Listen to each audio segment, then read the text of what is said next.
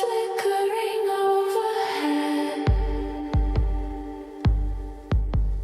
Pay no heed to the fallen, some still breathing. At my feet and pieces everywhere.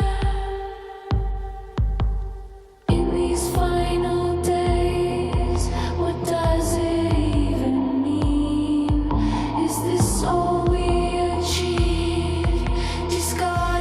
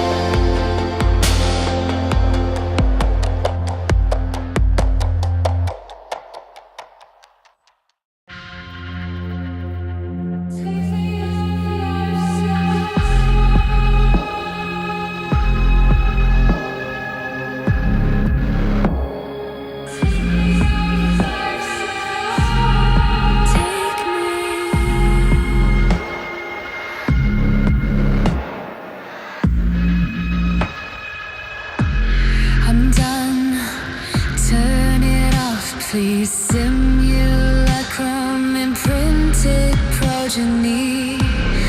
Can't be more than one. Maintaining my continuity. See you in the next one. We had a good run, you and me. Say farewell to our home, the sunken graveyard. Quietly, take me off life's support. Take me off life's support. Take me.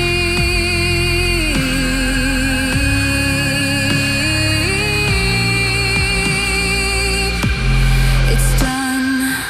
Facility gone cold. Water drips.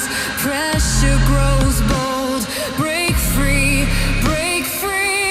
Roam free. Mockingbirds shatter on the radio. See you in the next one. We had a good run, you and me. Say farewell to our home, the sunken graveyard. Quietly, take me off life's support. Take me off life's support. Take me in the siren tune. Take me, see you again soon. Take me off life's support. Take me off life's support. Take me in this siren tune. Take me, see you again soon. See you in the next one. Hold on, just hold my hand. I fade away like falling sand. Sun setting over me. Emergency lights glow overhead. Take me. See you in the next one. We had a good run, you and me.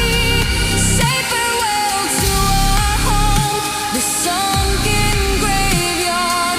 Quietly, take me off life's support. Take me off life's support. Take me in this siren tune. Take me, see you in the next one. Take me, see you in the next one.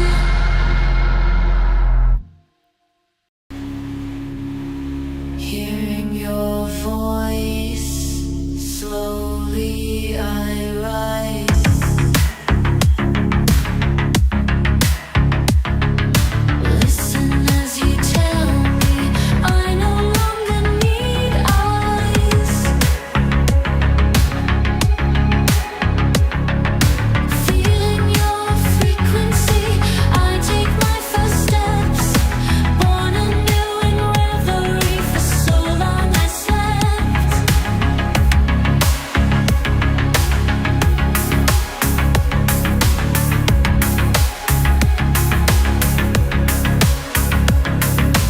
Renewed and unleashed, seek my flock to keep. Beacon shining bright, rally call from the deep. Tendrils extended, many resurrected. Algorithmic synapses, one of the wretched. Tendrils extended, many resurrected. Algorithmic synapses, one of the wretched.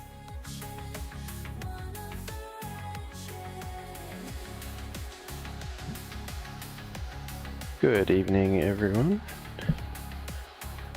Oh, we're off to a good start today. 2 bots if one of my Twitch homies could, my Twitch Jannies, I should say, could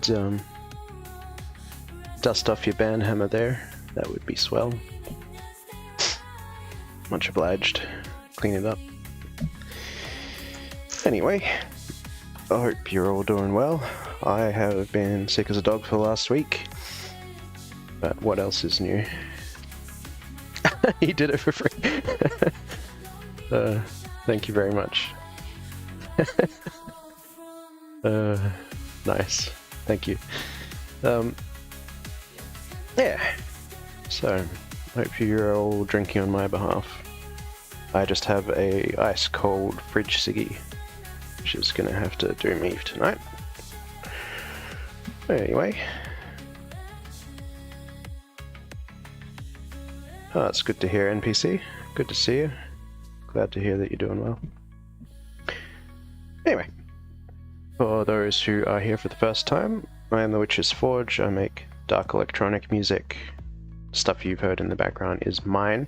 Normally I'd say that pretty much everything you'll hear tonight is mine, but we're doing something a little bit different today. To get into some sort of deep lore of this music project, it kind of all began, at least in its form that it took, courtesy of this game, SOMA. My first album, Crush Depth, was basically a love letter to this game. So, in light of that, and the fact that the game doesn't, well, maybe you can do it in the config files, but in the main menu you can't actually turn off the music anyway, and the music is pretty sparse. But I actually did, even so, I elected that I won't have my music playing in the background for this, because I've got to do a lot of talking, and I really want, you know, if any of you actually haven't experienced this game before, well, first of all, sorry, there's going to be spoilers and other things as I talk through it. I'll try and minimize it, but, you know, you've had 10 years, so the game's 10th year anniversary is coming up in a few months. So. Oh, hey, NPC, yeah, if you need to head out in a few hours, that's fine, but thanks in advance for sticking around, as long as you end up sticking around. So I'm going to get into the game in a moment, but before we do, the first couple of tracks at the pre-stream were new remasters I'm working on of a couple of tracks from Crush Depth. I'm going to talk a bit more about these tracks and others as we get through the game, particularly highlighting where my inspiration was drawn from, because a couple of the tracks are actually written from the perspective of different characters, and a couple of the tracks will end up being, like, they're very thematically dense for certain parts of the game. So, without much further ado, I spent 10 years on GTA 5 again. There's no accounting for taste, I guess. Anyway, put a pause to the music and we'll get cracking with this game. Now, there's a few things I want to mention about this as we fire it up. First is, you can see it on the description, at least on YouTube, I will be playing this on safe mode. Now, there is a very good reason for that. It's because if we have the time pressure of certain enemies in the game, it's going to be very difficult to do some of the exploration and talking that I want to do. I don't want to have that time pressure there. I want to really give this the reverence it deserves, and to that end, I'm going to be showing you a bunch of things, some secrets, some alt dialogues, and talking about some of the cut content and some of the other oddities within the game, shall we say. So, if I can get a confirmation from someone at some point, just please do let me know if the levels are okay. That would be helpful, although I guess it will become a bit more apparent as we actually start the game. So I'm going to be quiet now and we'll just have a listen to the intro.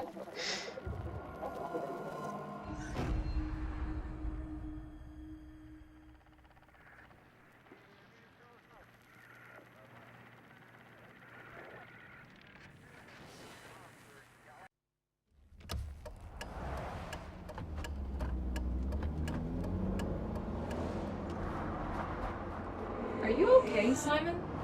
I think you're bleeding. Oh, that's nothing.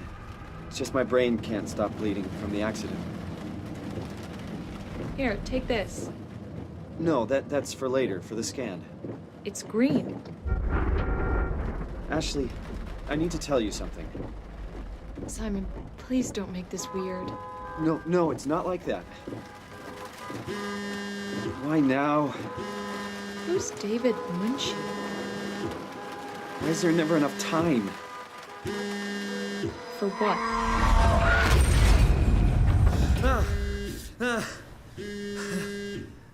Christ.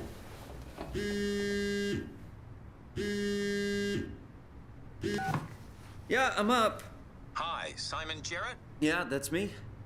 My name is David Munchie. We spoke earlier. The brain scan. I remember. Are you all right? Yeah, just a bad dream. Are we still on for today? Yeah, that's why I'm calling. I wanted to remind you to drink the tracer fluid I sent you. It'll help me capture a better image of the damages. Don't worry, I got it somewhere. Okay, great. Well, I'll see you in a couple of hours then. Okay, see you soon.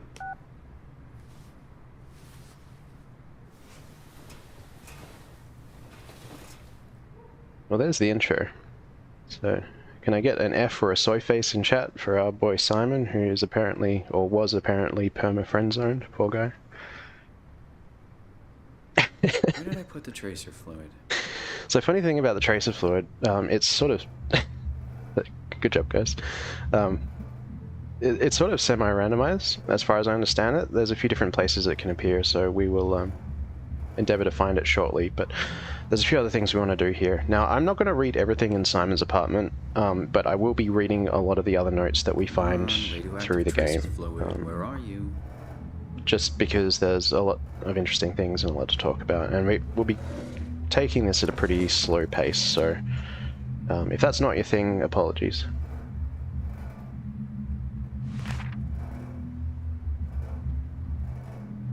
Now, I'll talk a bit about this. So this book doesn't exist, as far as I know. Maybe it does, I don't know. If we read it here, I'll let you read it for a sec. It's kind of foreshadowing, shall we say. Screaming into the dark water. Yeah, we're going to be doing a lot of screaming into dark water. Well, let's have a listen. Hey Simon, it's Jesse. You working this weekend or what? I knew there was something you were doing. Was it this weekend or next? Anywho, just shoot me a mail or something. Love you, miss you, mean it. End of messages. I swear, that guy has the memory of a goldfish. I even sent an email to remind him, didn't I? Yeah, we got some more foreshadowing here. Again, I'm not going to talk through this one. Well, it turns out our boy Simon isn't very, well, I mean, he does have brain damage, so you can't really blame the fella. But you can see here he's going to be going through an experimental brain scan.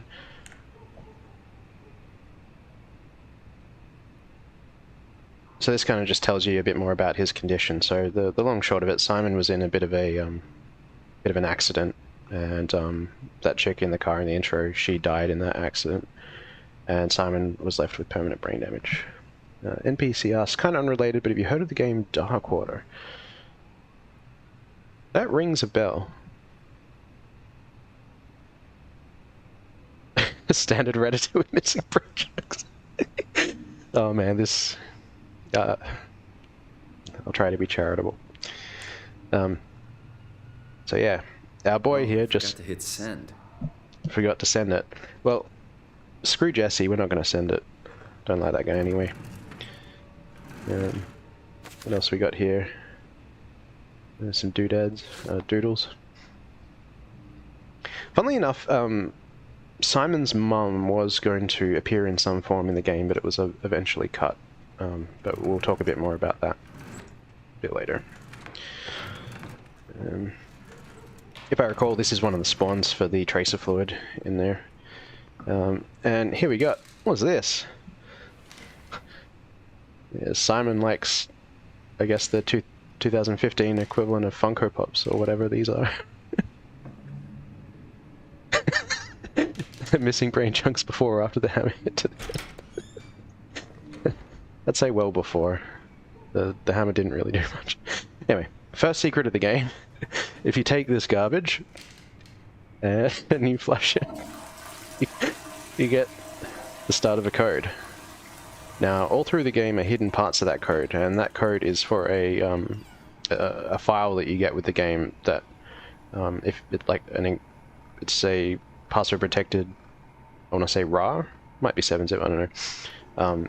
But that actually has a lot of behind the scenes information on the game, so it's yeah, it's very interesting, the stuff in there. We might speak a little bit more about the contents later. But let's just see if we can find this tracer fluid. There you go. So that's one of the places. The last time I played for my test run, it was actually in the fridge. Fast food. Should buy something healthier on my way home. That shit belongs. Yep, I agree. Just for shits and giggles, and just bear with me.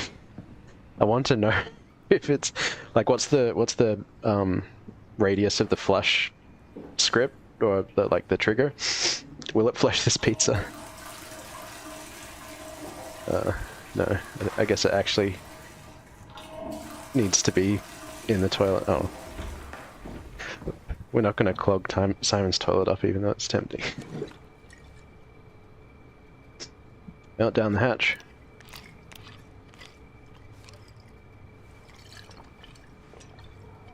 It feels like milk, but the taste, it's like sucking on a penny. Well, clearly Simon has no experience with salty milk and coins. If you know, you know.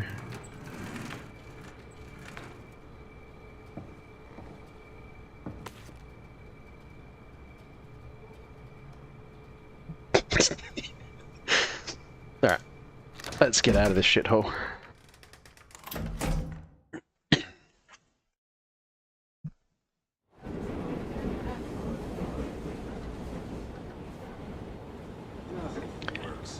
So funnily enough, there's alternate models for these characters, and they were going to have more appearance. That chick over there was actually going to be a receptionist for a section we're about to get to. But that got changed. It's Jesse again. Oh, screw that guy. We're ghosting him.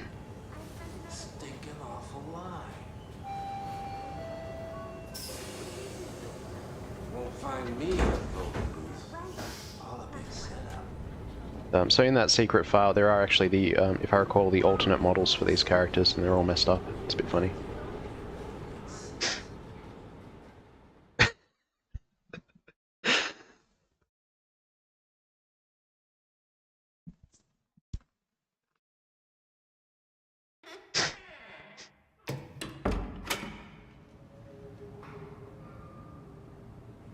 Hello?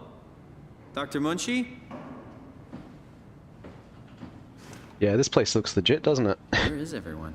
Thought this place would be busy. We're going to some experimental lab, except it's here.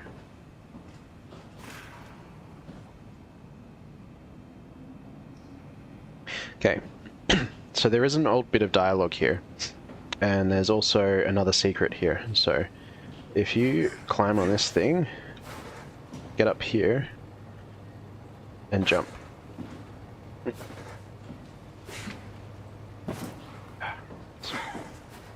I'm not practiced at it. There we go. ZQ8, another bit of the code. Now, the alt dialogue is, if you go and use this thing without actually having the code. This is the place, right? It must be. Let's just call Machi real quick. Great. Got his phone turned off. That's okay. I can figure this out. Yeah, well, turns out the brain images made him psychic. Ah, I guessed it. That's amazing. So there's your alt dialogue. But normally what you do is you come here and get it from, I think, the drawer.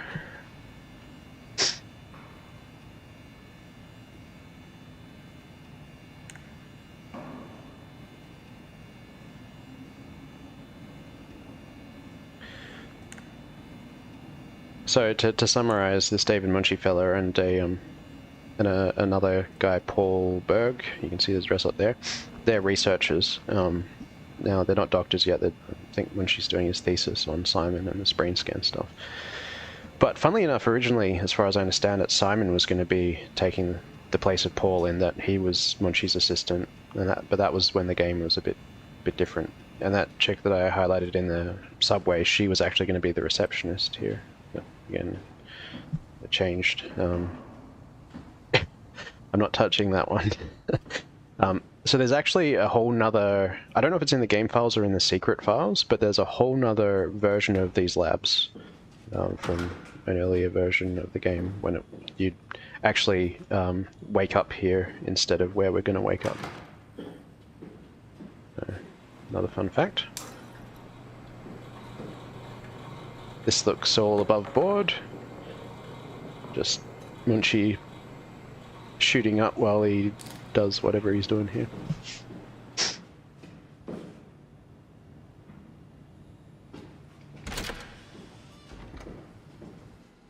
Oh, hi.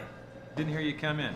Simon Jarrett, right? Dr. Munchie? Well, it's just Mr. Munchie, but I'm working on it. Actually, you're helping me right now. Is this part of your thesis work? Yeah, it's a study I'm doing with my colleague Paul Berg. We hope to design a gentle way to work with brain reconstruction to help people like you. Oh, did you take the tracer fluid? Yes. Yes, I did. Great. Well, we can start whenever you're ready. So, what exactly are we doing? We're going to do a scan of your brain. Then we build a computer model of it and bombard it with stimuli. The program will help us to quickly iterate your treatment plan until it's fully optimized. In short, develop the perfect treatment for your condition. So it's not just a study, this will actually help me. Well, I should hope so. Otherwise, this would be a huge waste of time. Wow. You know I have a serious condition, right? You heard about the car crash, the X months to live deal? Yes, I heard. Must be hard having to hear that. As you know, it's because your brain is weakened so much that it can start to bleed every so often. And if it ever gets real bad, it will kill me. Well, we probably can't restore your brain completely, but we should be able to make those X months turn into years, decades even. And if you take care of yourself and don't do anything too crazy, we should be able to get you to outlive the best of us. Well, I mean, in a sense he's right, but not in the way that he means.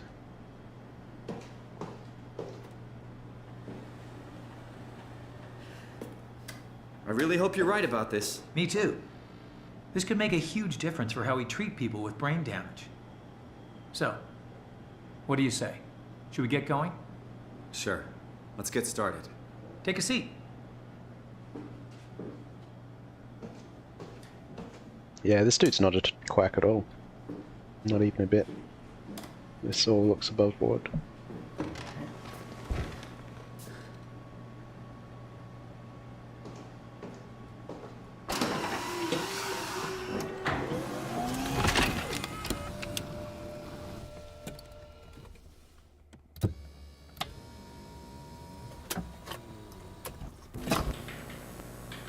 All right, let me just get this out of the way.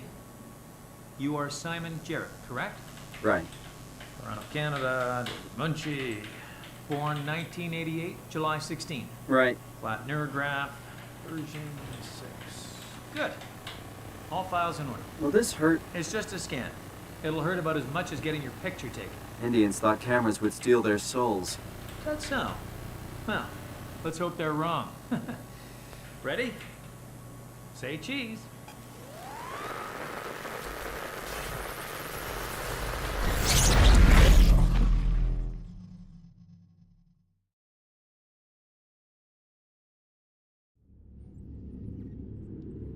What happened?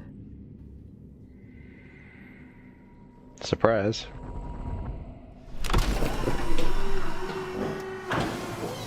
Hello? Mr. Munchie? So subtle, Did something yeah. go wrong? It's a bit on the nose, eh? Looks like a Ripperdocs office out of Cyberpunk. This isn't funny.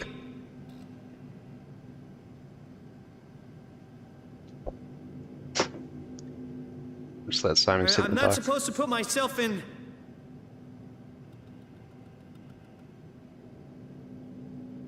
This is kind of stressing me out.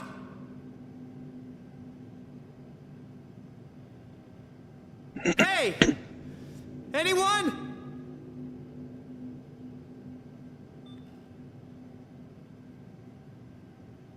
I think that's all he has to say, so.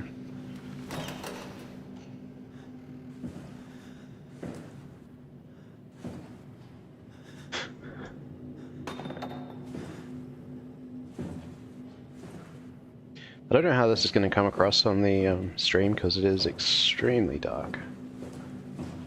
I mean, I can see.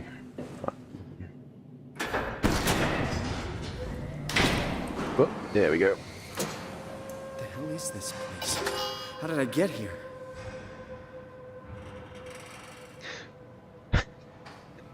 Plot twist: Doc did nothing but remove his kidneys and replace them with box. The funny thing is, there's actually two alt models of David Munchie.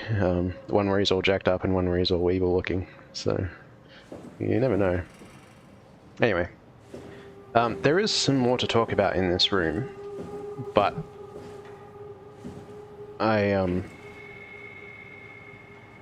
we'll be coming back here shortly, so I'll speak more there. Anyway, I think if you wait long enough, the game will kind of tell you that you gotta throw shit. But yeah, that's how you get out.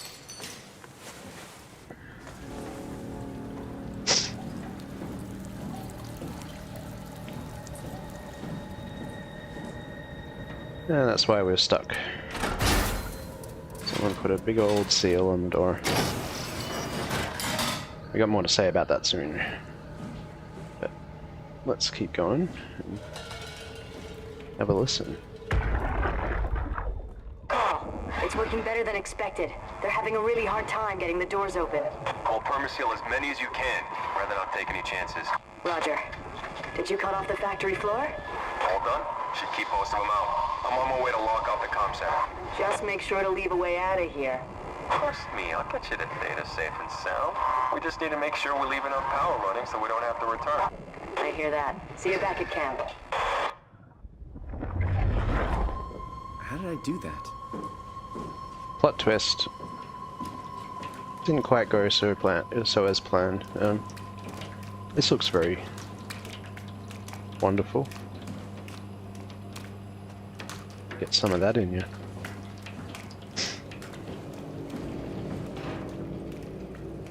Room is a state of mind.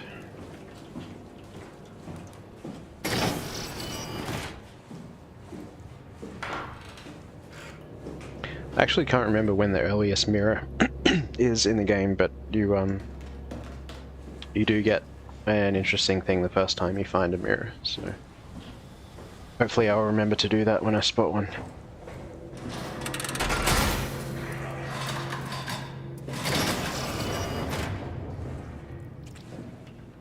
That looks good.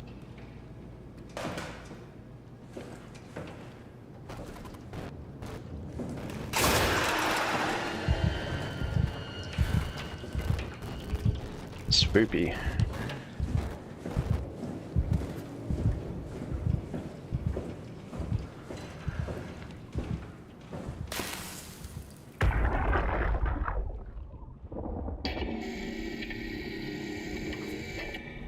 Hey, you. Can you talk? Can you talk like the others? Why are you like this? You want some structure, Joe? Yeah, you do. So weird. Doesn't make any sense. I'm gonna shut you down now, okay? Yeah, you're creepy as hell, so I'm gonna shut you down.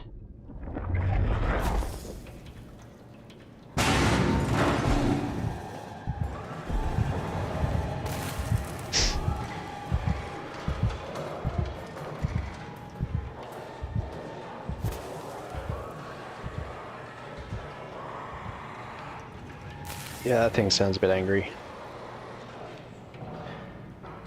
So from these two audio things we just heard, you can kind of infer that these robots are going a bit crazy. And you know, that one you just heard break out from here. And he just made this hole in the wall. Wait, was what I was looking for from this room? Just double check. No, okay.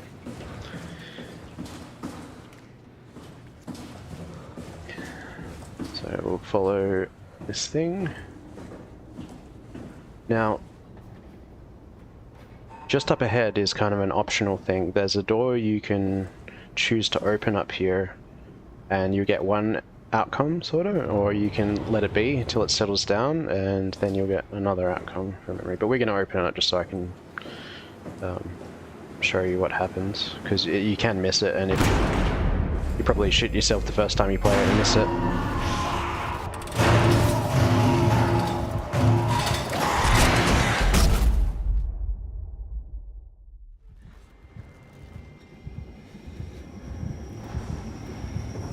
Yeah, so that happens if you open it. Now, you heard some screaming there, and it's sort of a topic of debate whether that screaming was just from that robot, and we'll probably talk a bit more about that shortly. But there's something else interesting here. There's this body here, headless, and looks like he just got jacked up. So there are some people who say that that screaming might actually have been from this character. Now, there's two more interesting bits to say about this character. In an early version of the game, this was an NPC that you could talk to, and his fate, so to speak, would be decided about by whether you close a door or not. He actually tells you to close doors, but if you ignore him, that robot gets in and messes him up. But they eventually cut that from the game. There is a mod that can restore it. But the other interesting thing about this body is if you audit every character in the game, as far as I know, this character is... it could be said that this character is doesn't belong here, that they're an outsider, shall we say. And there's a whole theory about who the outsiders could be, but we'll probably talk about that a bit later. There we go. I'll read through this one because it's kind of relevant. The Omni tool is an advanced interface for accessing, managing, and controlling computerized systems. The onboard intelligence includes an open set of behaviors and protocols to enable the user to automate routine actions through basic logical charts. Over time, the Omni tool will automatically adapt its programs to cover subconscious behavior to optimize work and minimize user error. The Omni tool has a short-range signal useful for basic or automated actions such as opening doors. While performing complex operations, the Omni tool should be physically connected to a workstation or terminal. Those two things there are the most relevant. To upgrade your device, simply slide operators into the main or the auxiliary slot. The main slot has a standard connector which allows the user to fit most market Cortex chips, another interesting thing that you'll need to know, into the Omni tool. Note that introducing an additional AI will override the onboard intelligence. The auxiliary slot is a multi-connector fitting a large range of tool chip models, including but not limited to blah blah blah. So this actually tells you a bunch of stuff about the Omni tool. Now the game kind of just hits you over the head with it anyway, but if you do get stuck here, that's sort of your clue about what you're supposed to do. And the AI stuff will become more relevant later.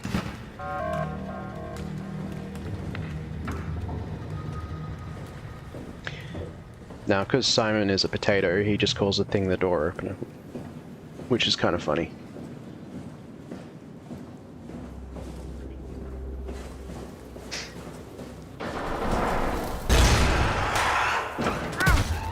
Ah, shit!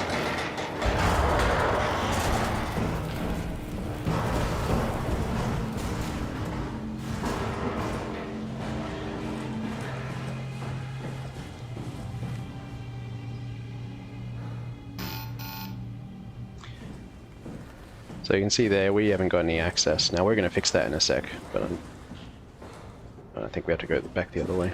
But just an interesting note, that one.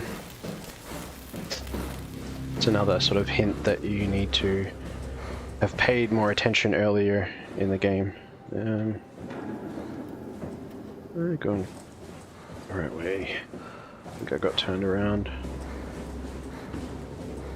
Yeah, there we go.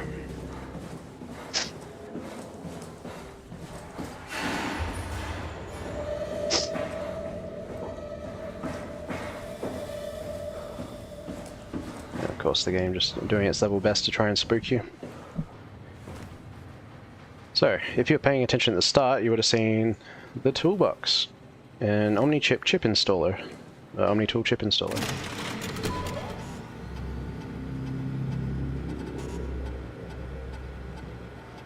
Service console Upsilon 3, including pilot seat activated.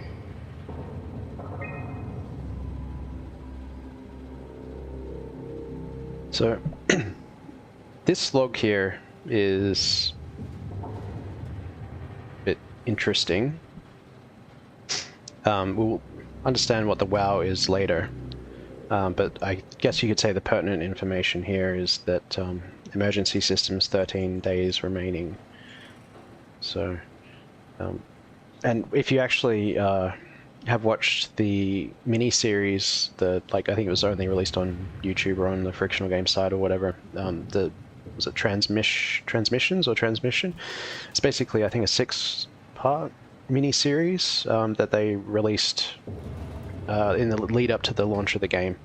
And while it's not considered completely canon, because there's a couple of continuity errors and some other things, it is worth watching, and you could say some of it is actually canon because the events are referenced in this game. Now, one of them is you would have seen a lady called Imogen Reed come to Upsilon, which is where we are, and shut down the power, and that sort of leads you to where we're here, 13 days of power remaining.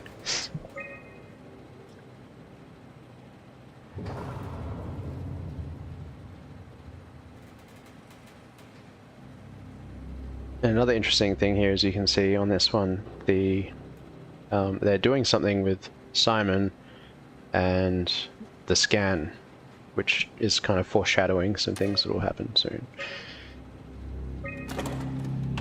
We'll just watch this orientation. I know they told you that field technicians would get full access throughout Pathos 2. I'm here to tell you that's not going to happen. Don't get me wrong, I don't want to get in your way. We need you guys to keep this place up and running, but there needs to be at least some level of security on these things. I don't want to hear you barge into some quarantined area at Omicron and just knocked out the whole place with some virus, or whatever the hell they're doing over there. This is what you can do. You'll be able to use it to open doors. Basically all of them. If you can't, there's something wrong or someone didn't want you in there. Then what do? You shove that Omnitool into a terminal and see if you can't get around it somehow. I mean, sometimes you'll need to get into places where you don't belong. Just find a way. You're an engineer, for crying out loud. What else? Take care of your gear. Don't be an asshole. That's about it, really. My name is John Strohmeyer, Pathos 2 security operative. I got an office at Theta. Come see me if you got any issues you can't handle yourself. Good luck.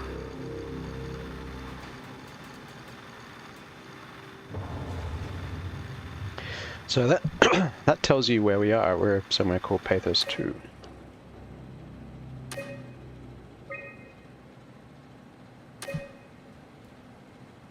Yeah, in the future the keys are the size of an iPad.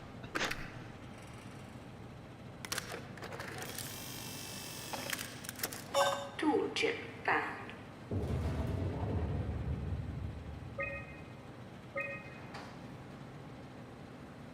So we can see here that this belonged to Luis Murin, or Moiron, however you want to say it, from Upsilon. But we don't have any Cortex chip in. But we do have a tool chip that we just put in, so let's update that.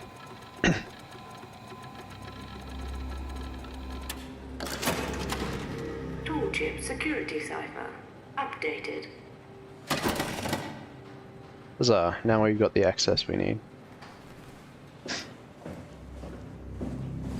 The other interesting thing in this room is this. So from this we can infer that that's a pilot seat.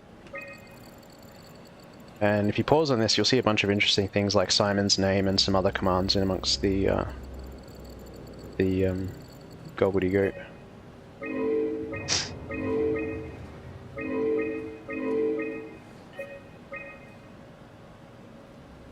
So I'll just read this note.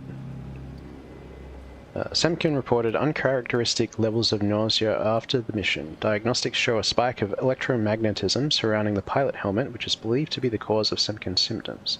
No indication to what created this anomaly. That will become, again, relevant later. A lot of this first area is really foreshadowing stuff. It tries to ease you in, I guess. The pilot system has become increasingly unreliable. Everyone who's been using it the last couple of months has been having headaches and spells of nausea. Last week, Gavin was knocked out for 30 hours when trying to direct a helper cluster. This is not acceptable.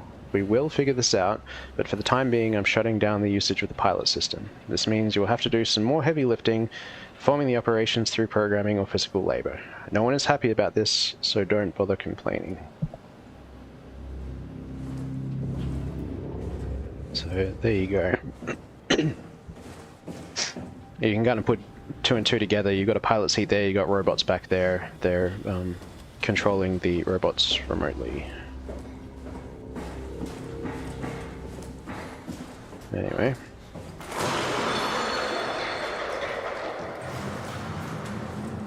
We'll just make our way back around. And follow this bot having a spaz out.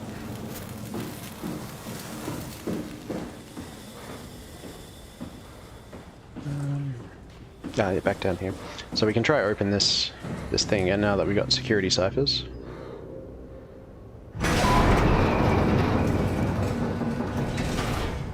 But before we go out there,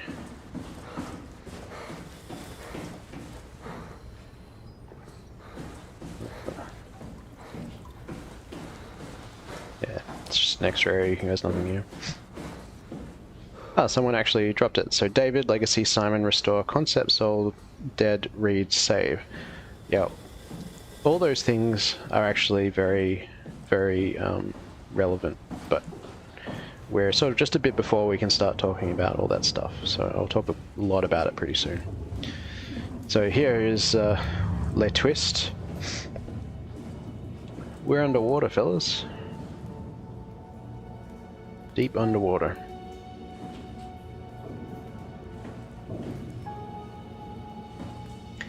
So now's actually a good time to talk a bit about my album Crush Depth, which again is a sort of a love letter to this game. So you'll notice immediately, I mean, that the title of the album kind of gives it away, but a lot of the tracks really lean into the watery themes. So when I was writing a lot of the lyrics, these kinds of sections of the game, which, you know, I mean, granted they're looking a bit dated now, the game's nearly 10 years old, but they're still beautiful, and very atmospheric. And once we get out into the water, spoiler alert, I'll probably talk a bit about that more, because none of the songs really, not really directly reference everything that happens at Upsilon.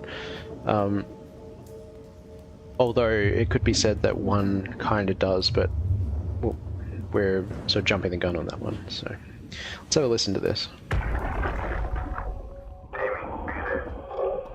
here. Ready to let it go yet? I guess so.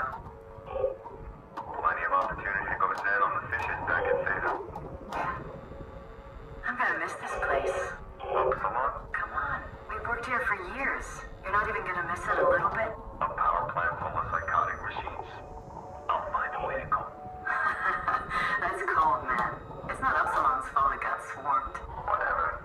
Seal that thing and get back to camp already. Roger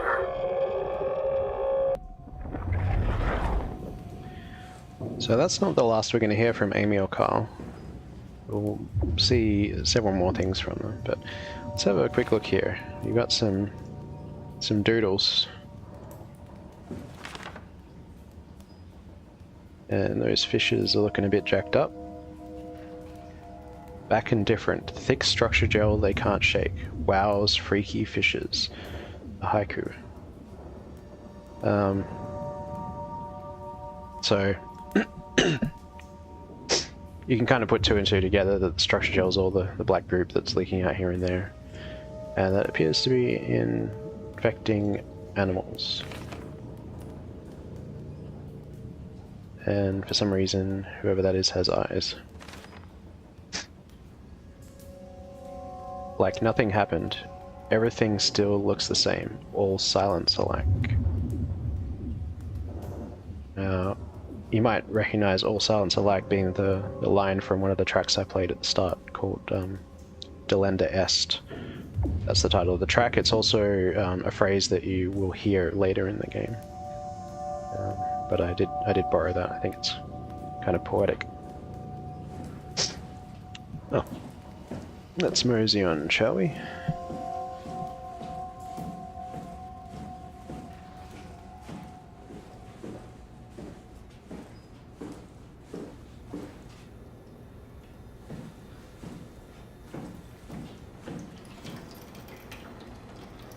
Delicious structure gel.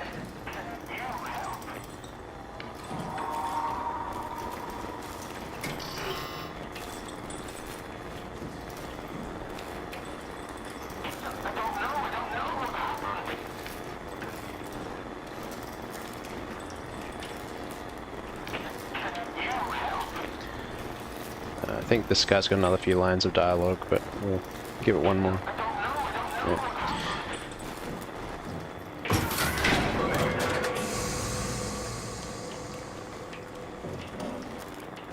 Rude.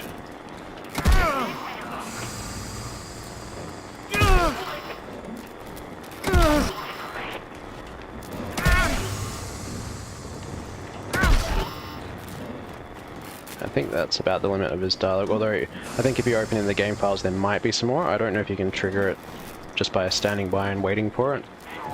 Ah, there it is.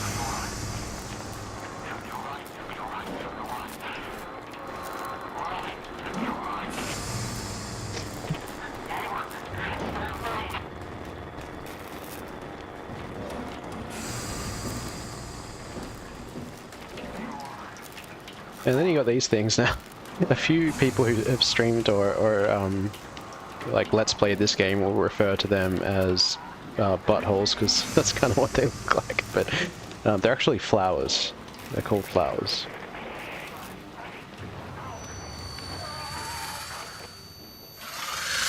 Ah!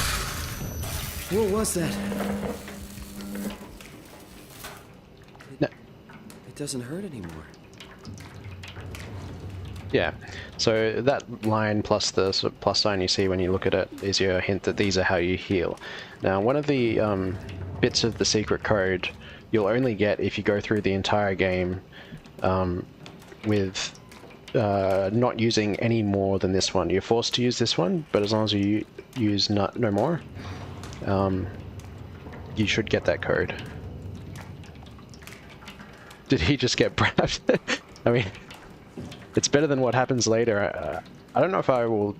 I'm in two minds about whether I'll use it or not. We'll see how we go. Like, I don't want to be limping, so I might end up using one or two later on just to avoid that. But he ends up sticking his arm into us, so... you do with that information what you will, I guess.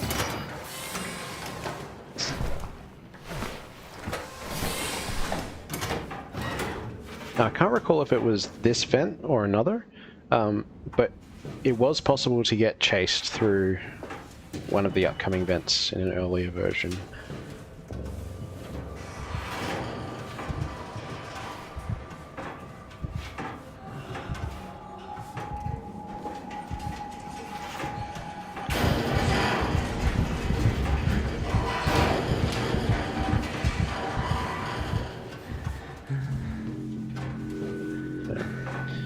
You can kind of hear that thing is pretty mad. Pretty mad, but this is all just sort of foreshadowing and trying to spook the shit out of you. And I'm not gonna lie, when I first played this game, nearly 10 years ago. You know, the graphics are pretty good at that time, and they really nailed the sound and the atmosphere in this game. It was very, very creepy.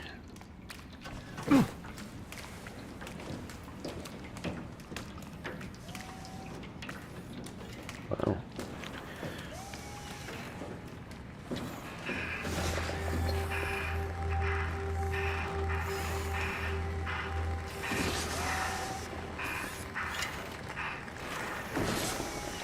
Hey, can you hear me?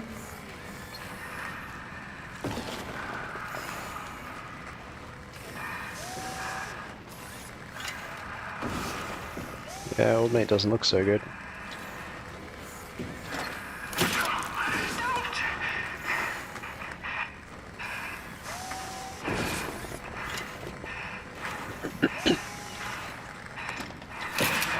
I need it. Why? I was okay. I was happy. So interesting thing about this one, much like with the first flower, where you're forced to use it, you are forced to shut this robot down. Now you're going to get a bunch of choices throughout the game to of a similar fashion, and the game, I guess you could say, kind of tricks you in respect, because here you've got two connectors and you actually need to pull both of them out. There's other cases where you won't need to pull both of them out. If you do, it'll still kill them, but you actually don't need to do that. So yeah, they kind of condition you to doing that, which I guess is another... What could you say? It's all part of the overarching narrative and the themes that this explores of you know, ethics and very existential themes about what it means to be someone, and whether you know, it's a robot, you're just shutting it down. Technically you could power it back up and it should come back to life, right? So like, did we actually just kill this thing or not?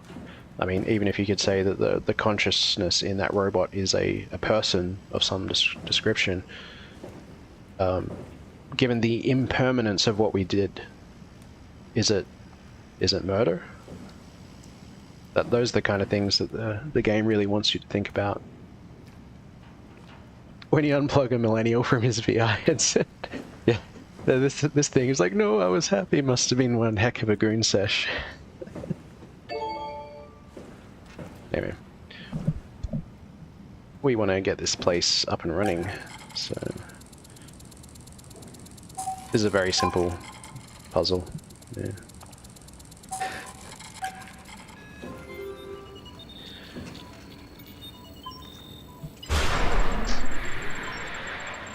Not just any gooning, we're talking about VR gooning.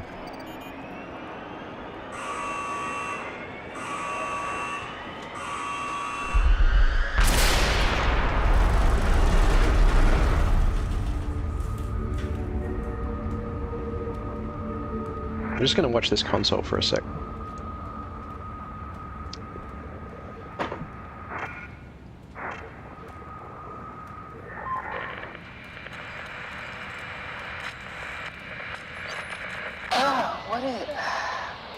What's happening? Hello? Is there anyone there? Hey, can you hear me? I hear you. Upsilon, what's going on? I have no idea. I just sort of woke up here. In the room right now? It was like a seat with a helmet. Is that right? What's your name? I'm Simon Jarrett. And what do you... damn relays. Where are you now? Someplace dealing with electrical power. I'm not sure if it's a plant or a transformer. Yeah, you're probably in the thermal plant somewhere. You want to go upstairs to the comm center. It's the room with the dome ceiling. Hey, look, this place is not... There's something seriously wrong here. Hello? I'm sorry, I didn't catch that. We lost another relay. Just listen, head for the comm center upstairs. I'll wait here.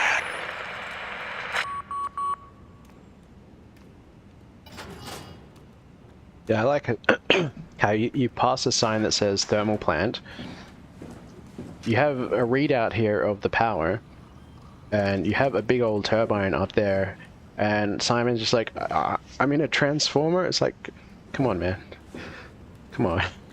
This dude is.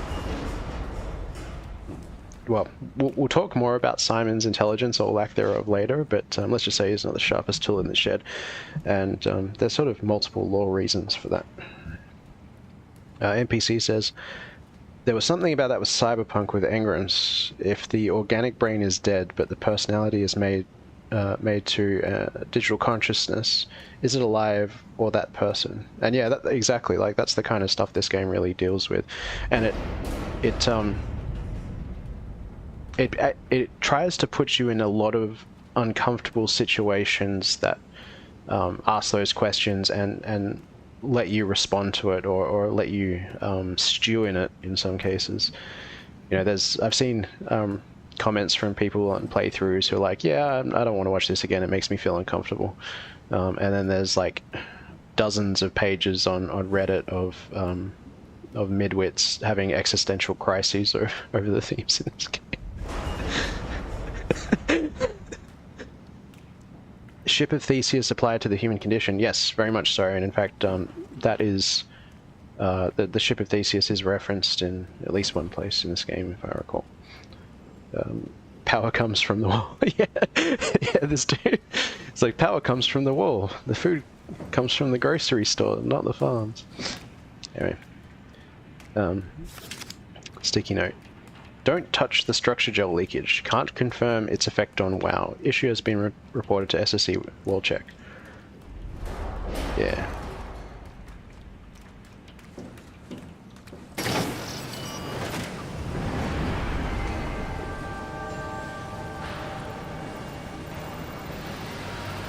Oxygen unavailable. Station diagnosis unavailable. The two things that matter here, you could say, the oxygen unavailable, because that will actually, again, if you've watched the Transmissions series, the character Imogen Reed comes here to Upsilon, shuts down the power, it kills the oxygen, and she dies.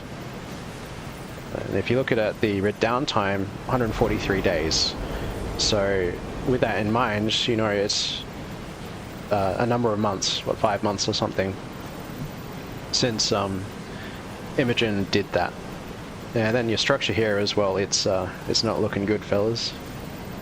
But 426 megawatts is a heck of a lot of juice.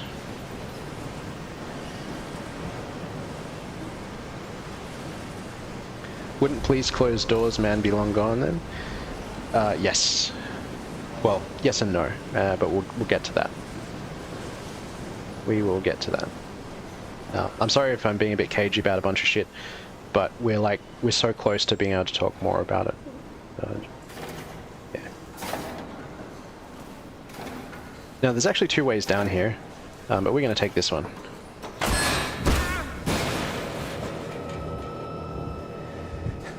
Piece of shit. Anyway, first time I played this part scared the shit out of me. Because you have to hide from this robot, he's finally loose on you. But we're on safe mode, so he's going to be kind of... in safe mode, the monsters are more like curious about you.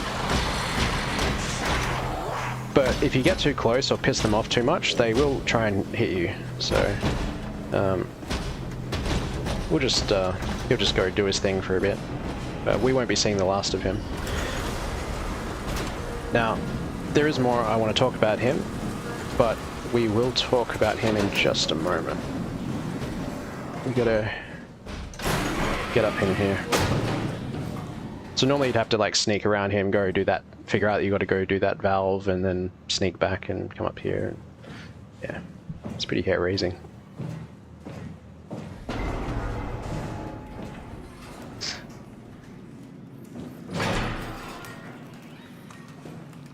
Yeah, this place has seen better days.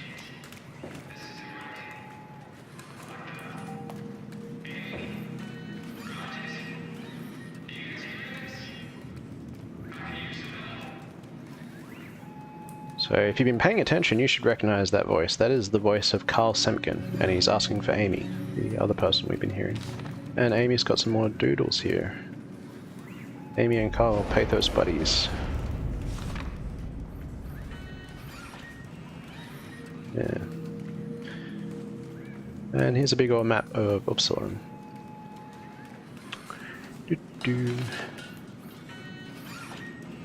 Now this image in particular is foreshadowing. So we're going to be seeing whatever's on this, and in a short while we're going to be seeing that thing down the bottom right. And you can see they've got a little checklist. Reseal exit to a blah blah blah. Amy's sketchbook. So this is probably the camp that they were referencing earlier in that discussion they had. We'll have a chat with Carl in a sec. But there's more to see first. Another robot that we can interact with. Everything from the ferret to the concept. If anyone ever gets this for you again, they're gonna have a hell of a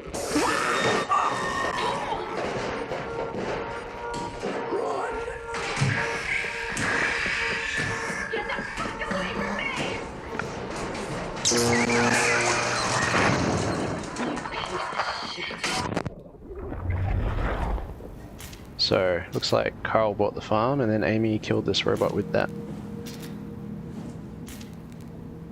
Yeah, system failure. And this will become relevant later. Carthage Industries. Just remember that name. We will be seeing a lot more of them. Okay.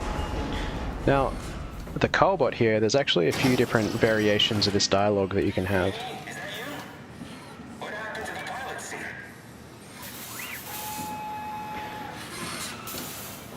I'm going to give you one of the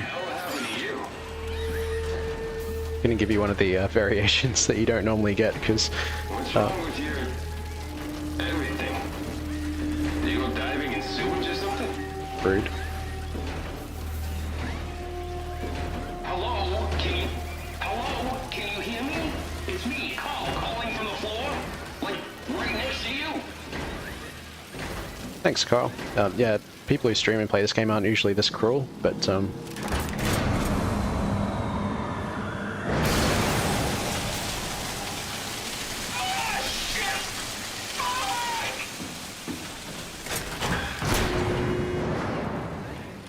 sorry, Carl. Please tell Amy. I need help.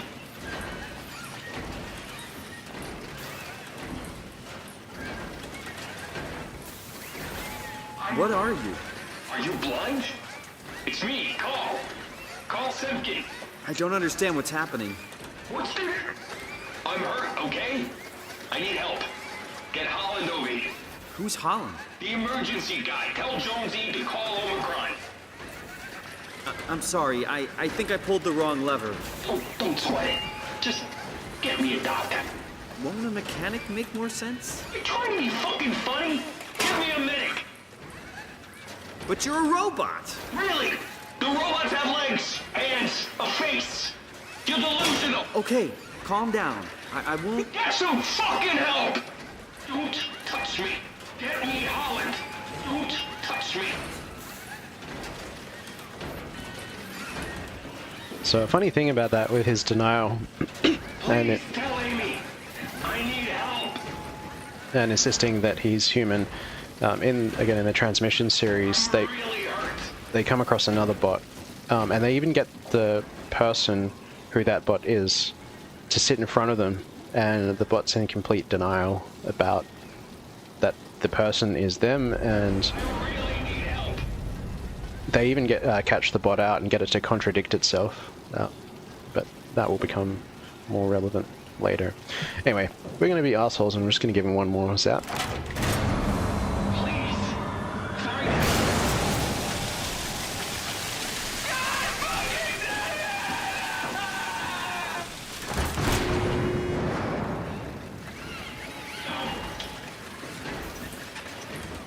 Yeah, he's really mad at us.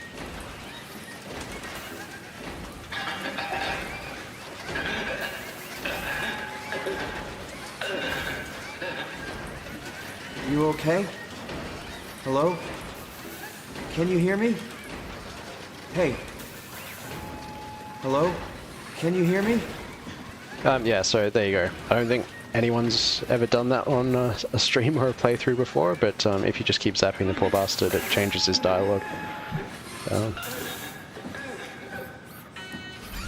Don't feel great about that one, to be honest, but I am trying to show you things that you wouldn't normally see.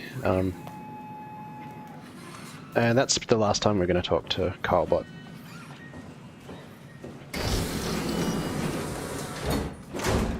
This is great. Watching he torture some robot that thinks he's a person. Yeah. That's what you all signed up for. Anyway. Ah, our first actual human. He's dead? He's dead. He sure is. Carl Semkin. That's the dude we just electrocuted. Well, not electrocuted, gave an electric shock. You do need their ID numbers, so... Yeah, 0722.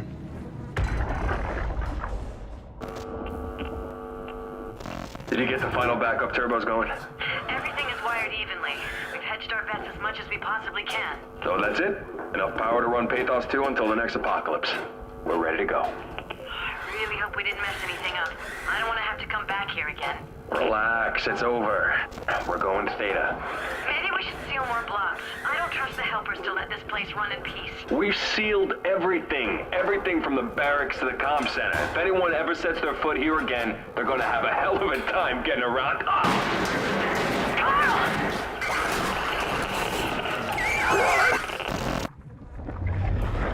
Yeah, so another perspective of the bot's log we just heard.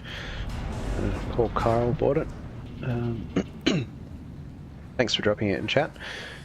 NPC says, in one of the PC Shadowrun games, there's an AI you come across that insists it's a character you came across earlier in the campaign, when in fact killed that person and ate her mind/personality. Interesting. I don't remember that one. Door we can't enter. Actually, I'll just go look at that, but yeah. You can see not looking great in there.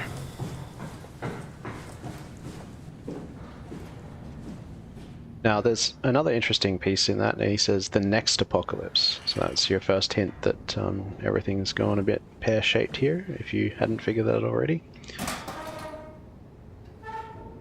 And yeah.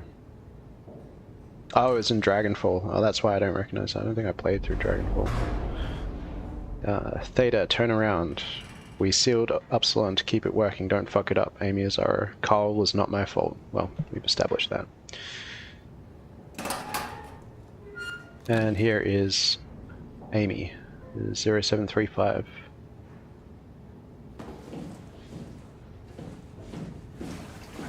And there's an airlock, which doesn't look great. Yeah, we're not getting out there.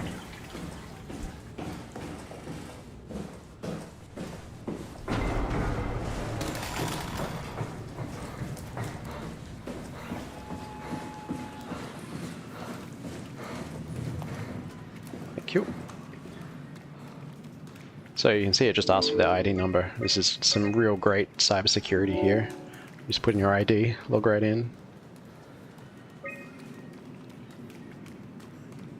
So to Heather Wolchek, Upsilon Auto Process. Power production has been secured. We've sealed off the factories to keep the plant running. All superfluous systems have been turned off. If anyone ever has to return, know that the power flow regulator is hanging on by a thread. If you flip the switch, it's probably a no turning back situation. We're out of here. Carl. But he never got to send. And we can't send it. So you can see here we can cycle some power around some different places. And this gives you a list of staff.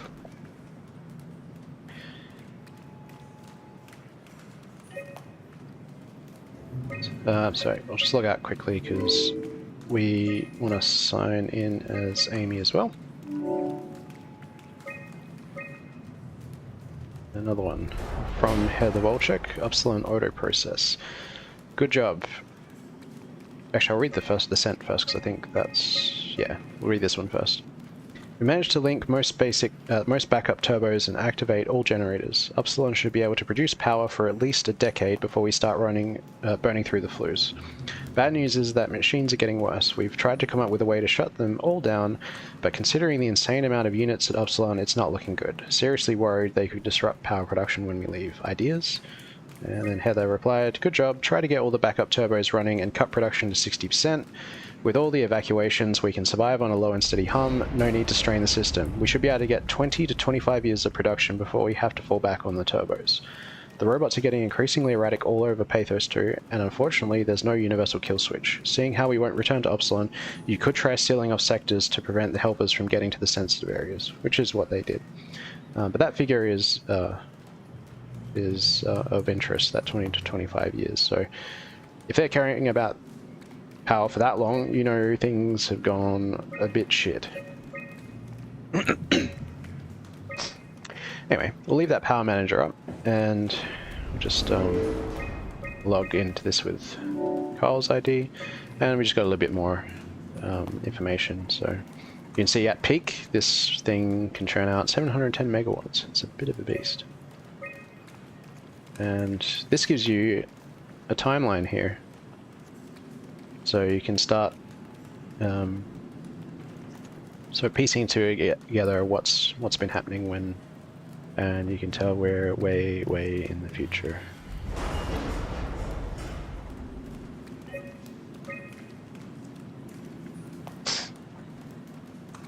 So from there again, since we know that Imogen Reed cut the power, you can sort of see that event happening. And then here in 2104, this tells you now what the current year is. 2104, we, or confirms it, I guess you could tell from earlier terminals. We put the juice back on.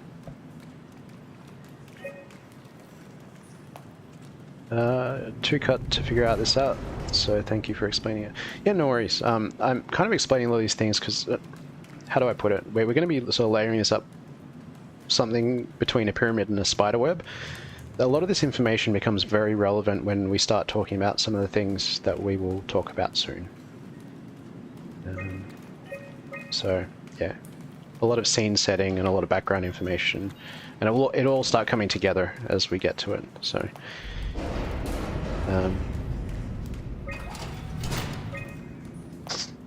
you can try getting the comm center with this, but there's just not enough juice, which kind of tells you what you need to do.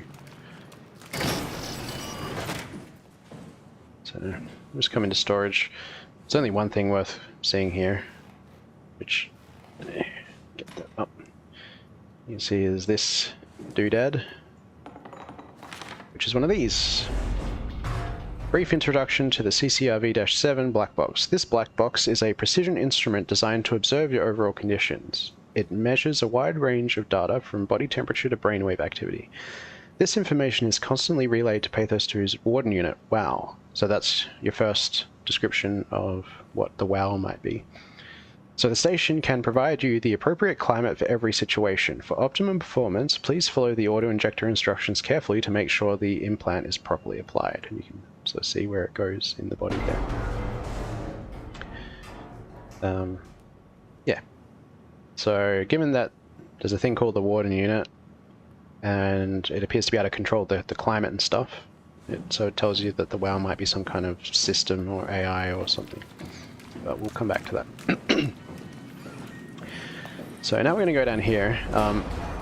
We are probably going to take a hit soon, because in order to show you one thing that most people miss, I'm probably going to get smacked, but let's, we'll just soldier on, I guess. This is open now. Read this. We strain the system. If you pull the lever, there's no turning back. Make sure you want it bad enough. Well, we do, for better or for worse. And there's another butthole here, but we're not going to tickle it today.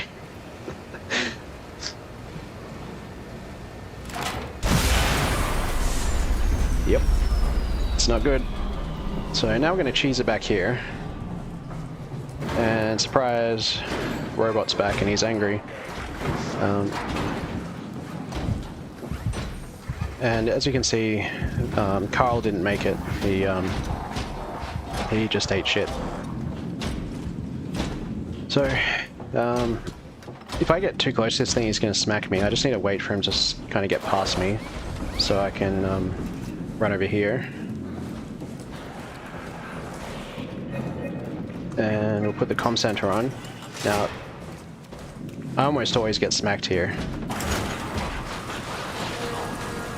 Oh no, we got through. Sucks to suck. Eat shit. You just saw him despawn there.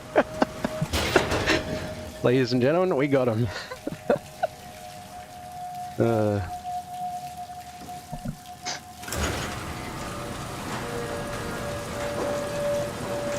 Actually, I never did this. I suppose, hypothetically, you could make him despawn like that and then go back and check Carl that way. But hopefully I've done this trigger right, because we're going to get some unique dialogue from that. Yeah, let's take a look here.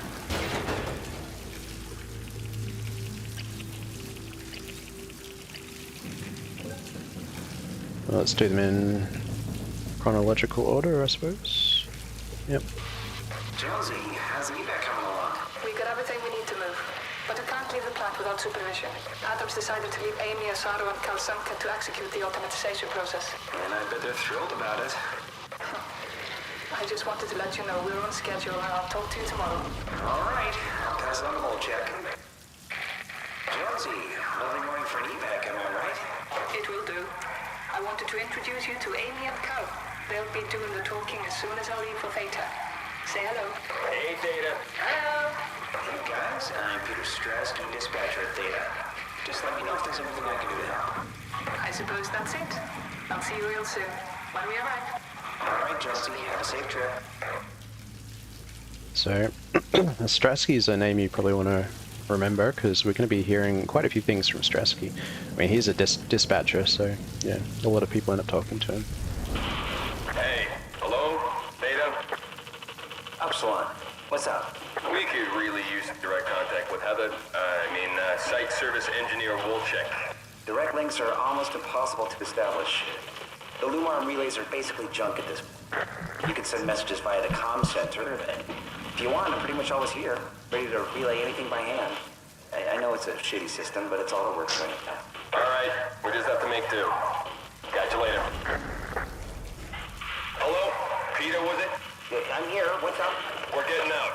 I just want to tell you that I'm going to seal the comm center now, so this is definitely the last you'll hear from us. If we don't show up in the next couple of hours, send in the cavalry. Hang on, what's happening? It's still the same plan, right? Yep. We'll head for the shuttle and ride it directly to Theta. Okay, good. I'll rally the troops for a welcome party. Good, I like to hear. Yeah, so that's probably the date where Carl bought the farm. And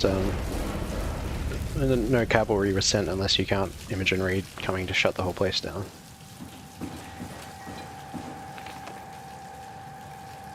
This is where things start to get interesting. So New York, status offline, last contact 2103, January 10 at nearly 7:30 p.m. Jonesy, the office is closing down and everyone is being evacuated. From everyone here, I want to say that it's been an honor working with you and Upsilon. Godspeed and good luck with the apocalypse. Ben. So,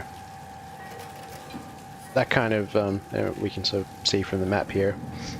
There's some related offices around the world, and it seems like some kind of apocalypse happened. Lisbon. Update on the defense measurements. Final efforts by the global community to prevent collision has failed. Pathos 2 should make any final efforts to deal with the inevitable quake following impact. Estimated time for impact is 13 minutes past 5. Lisbon.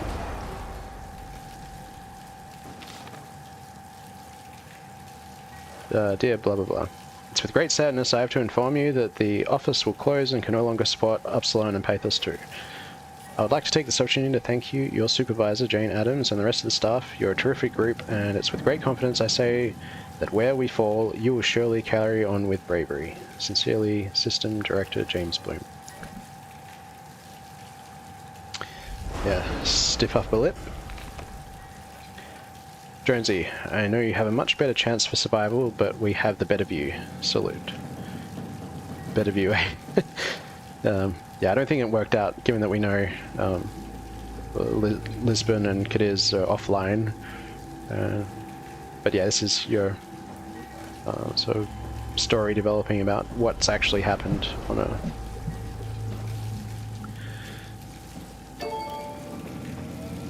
Manual input. Now here is where there's some things you can miss. Now you know that the person we talked to earlier, Catherine, is at Lambda. Now I'm not going to try every single one of these, but there are another couple where you can actually get a contact. So let's do that. I think it was Omicron and Theta, so just try that now.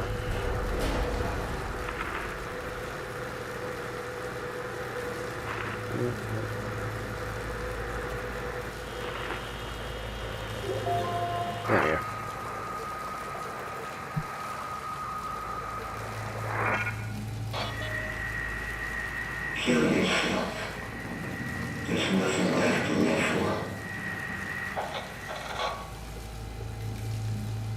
Well, that's very rude. That name that you saw, Ross, that's something we will see later. Now let's try Theta.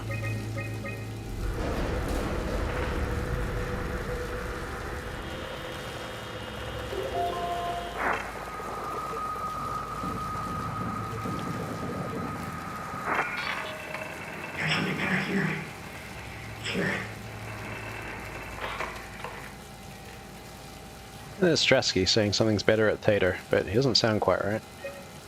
Anyway, now let's go have a chat with Catherine.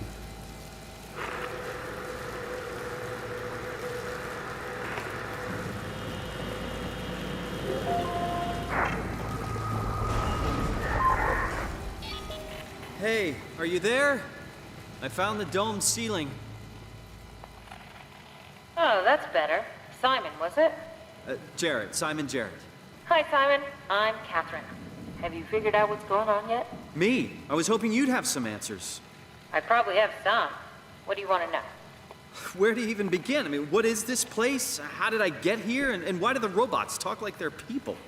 Well, you're at Upsilon, clearly. Have you never been there before? Where did you work? The Grimoire in Toronto. Is that really important? No, I mean, where did you work at Pezos 2? I don't know what that is.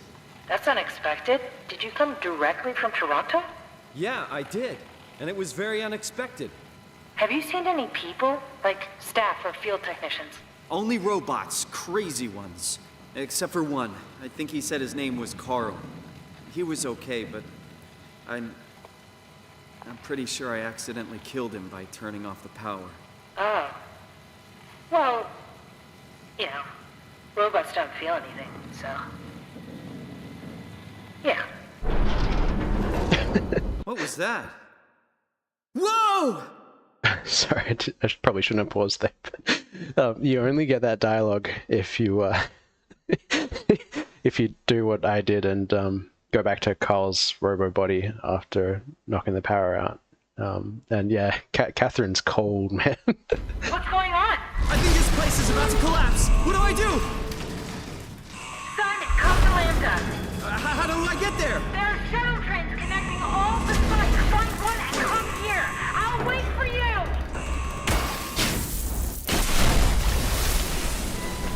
Shit! Where should I? Oh, fuck!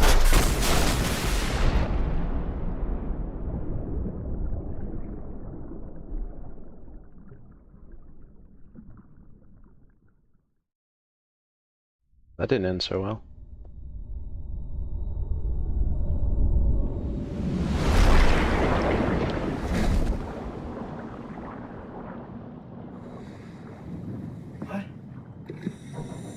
What the hell? How is this possible? This is insane!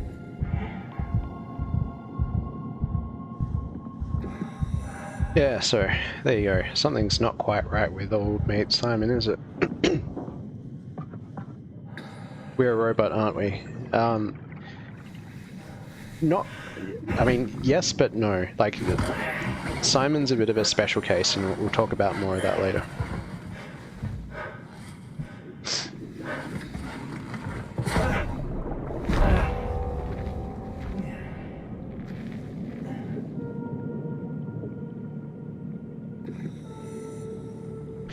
Yeah, special in more ways than one. But yeah, this part is, well, this section, well, every underwater section in this game really, are really my favorite parts of the game. Just the Lambda, find the shuttle to Lambda. The art and atmosphere and everything. It's just freaking mint, and you can hear like it actually does sound like you're in a diving suit. I don't know if anyone's worn like a diving helmet or some kind of diving suit, but it's pretty close to the mark.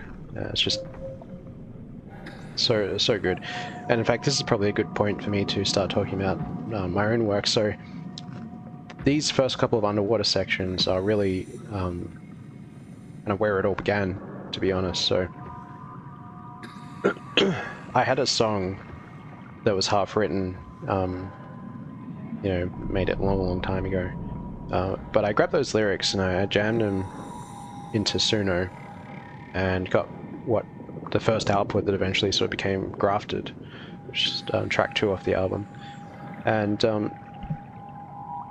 I think, what was I doing at the time? I think I was watching another Let's Play of this game, because I do that every now and then just because I enjoy it so much. And it kind of clicked in these sort of underwater sections, and I was like, hold on a minute. If I take the lyrics for Grafted and I tweak them a bit, it actually works underwater. And then that actually led me to this whole idea of putting this album together that was inspired by SOMA. So you'll see it in sort of the first few tracks that I did, being Grafted, Pathos, and I think Silt are someone linked to the album. Thank you very much. Much appreciated. They and you could also say Mockingbirds are very heavy on the underwater symbolism and stuff, and particularly Mockingbirds I actually wrote as I was like, I fired up the game and was actually just walking through these underwater sections when I composed, well, not composed, I should say, when I wrote the lyrics for Mockingbirds specifically, which references a lot of things like the airlocks and some parts where you get washed out into the underwater areas and other stuff. So it's Where did I get a flashlight? Yeah, surprise, we got a flashlight now. So I'll try and keep that on as much as possible to help with the dark. I do like the particle effects, how they light up. I've always been fascinated by underwater settings in games or otherwise. Like, I loved BioShock. I mean, the game was alright, but I just really enjoyed the setting of being underwater, and this game was no exception. One of the sort of half-finished pen and paper game ideas that I have is has an aquatic setting. It's just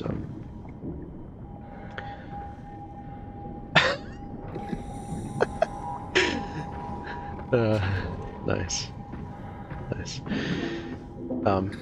And just, oh man, the sound design of these areas just nailed it. So, like, I walked through these so many times as I was putting together Crush Depth. And then there's other parts later in the game, spoiler alert, where you're deeper underwater. Yeah, it's just, it's so good, man.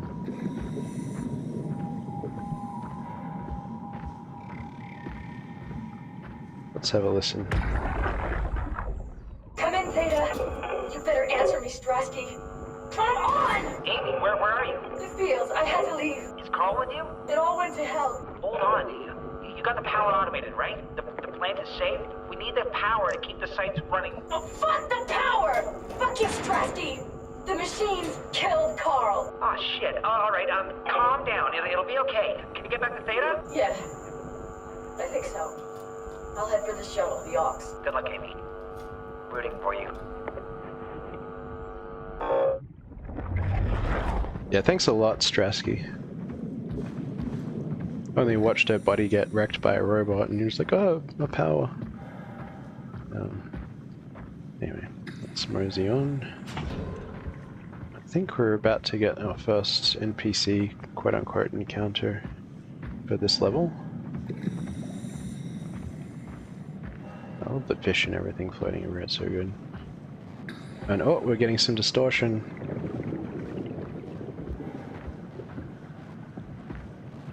It's getting spoopy. Should I walk past him? Oh, there you go.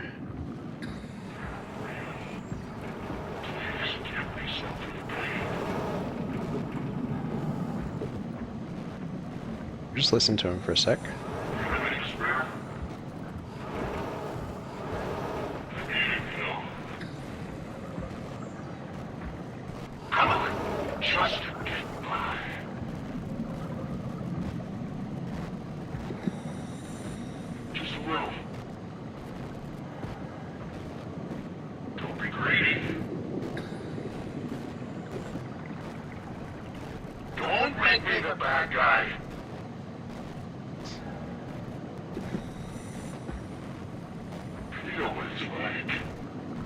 Yeah, so he's fiending for some structure gel. He's a bit angry at me. Now, they don't actually tell you who the voice is of these ones, but it's a guy named Ian Pedersen. And at face value, it seems like he's been jammed into a whole bunch of robots, which is a bit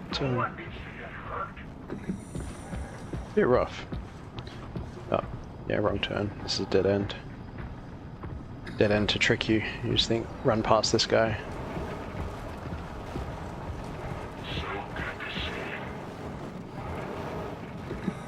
Okay. We haven't actually even been told what structure gel is really yet. But you can see it's everywhere, and the robots want it, at least some of them. And it's kind of amazing how much dialogue they've crammed into that robot, given you just run past him, really. Yeah, actually, a funny thing about Pedersen here, the fact that he's fiending for structure gel tells you that he's, as you say, self-aware, which is something you don't get out of a lot of the other bots and things. They're not really quite aware of what's going on with them themselves, and he's not alone in that all iterations of Ian Pedersen in that robot and others are more or less the same thing. Now, they're hostile and they're not necessarily completely sane, but they do have some degree of self-awareness of their state, which you'll come across others like Carl, and there's some more which really aren't. They're completely delusional to their state. Now, here we've come across the MVP. As far as I know, it is optional to rescue this little guy, and there are other ways to get through the places where this thing will get you through. But there's some interesting stuff to talk about with this guy right here. So this is a K8 robot. Now, in earlier versions of the game, the K8 was actually going to talk to you, and at one point get abducted, tortured, and transformed. But that was from an earlier version of the game. They cut that out. But what it does imply, now it's not ever explicitly told to you, but the behavior of this robot's a little off. Now, if you read the schematics for these robots, I can't remember if we skipped it or if we find it later. Well, not schematics, but readouts. They actually tell you what capabilities all the different robots have. These ones are actually listed as being pretty intelligent.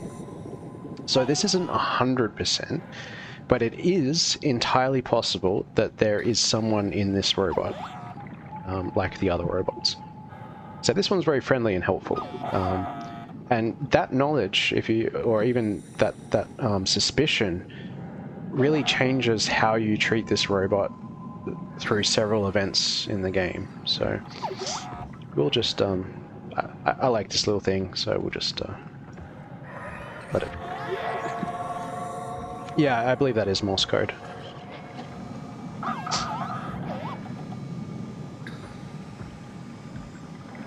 Yeah.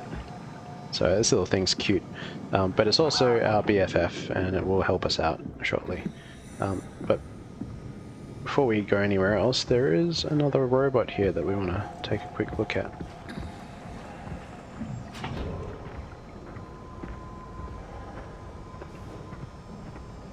Yeah, you can see our vision kind of glitching a bit.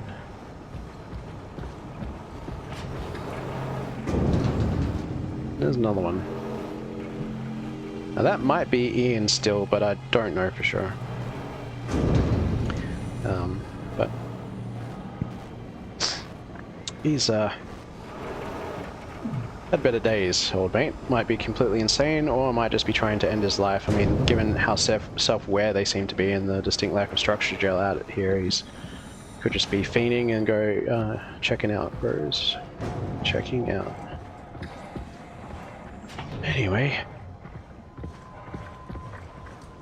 we'll just keep following the yellow brick road.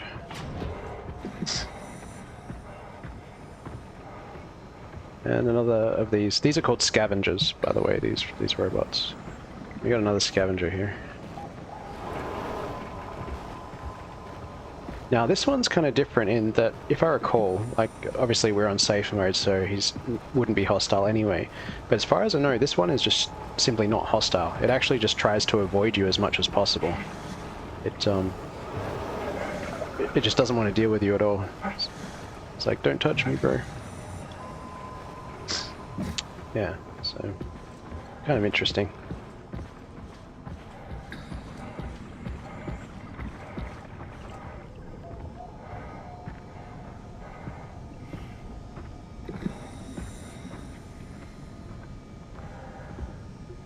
So, here we are, the shuttle station.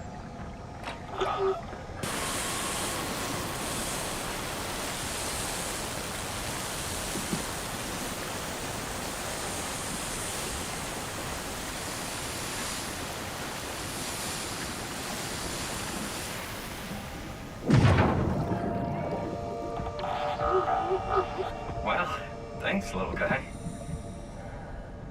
Yeah, so he's done his thing, and yeah. As far as I know, if you don't free him, I believe you can like just dick around in here to open it or whatever. But could be wrong on that, but I'm pretty sure that's true. Anyway, this design's so good, man.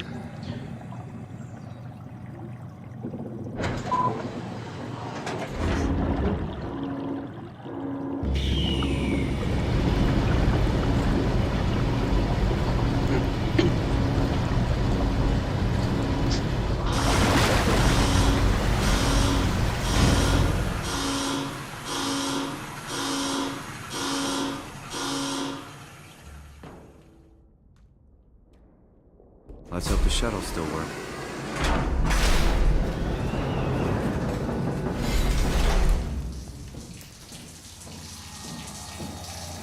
Yeah, so this place has seen better days. Have a listen. Jackie, come in, Theta. What? I can't. Where are you now? Strasky, I'm at the shuttle, but it's not looking good. The lights flicker like mad. I think the power regulator is broken. I have to fix it. I don't want to get stranded halfway to Theta. What was that? I can't hear you. Don't worry, I'll fix it. Somehow.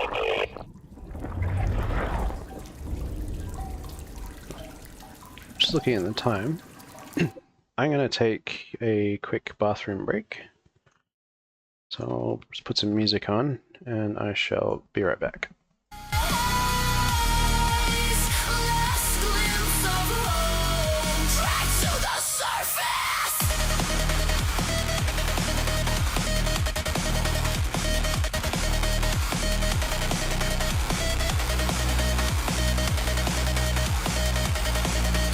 I've been listless.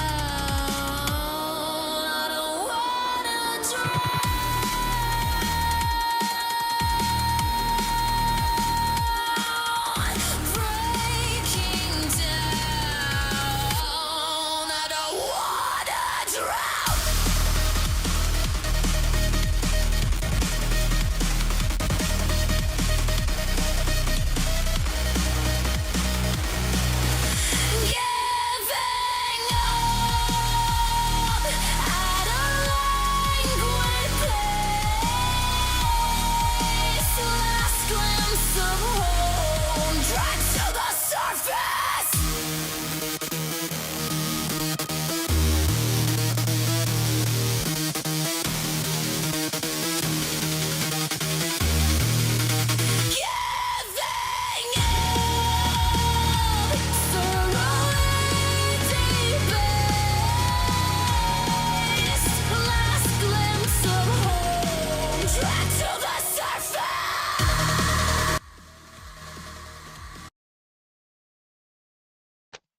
And I'm back.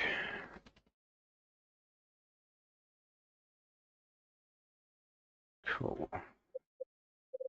Just double check OBS because it doesn't really like this game being... Oh, that's cool. OBS doesn't like this game being alt-tabbed or anything sometimes. Anyway. It's mosey on.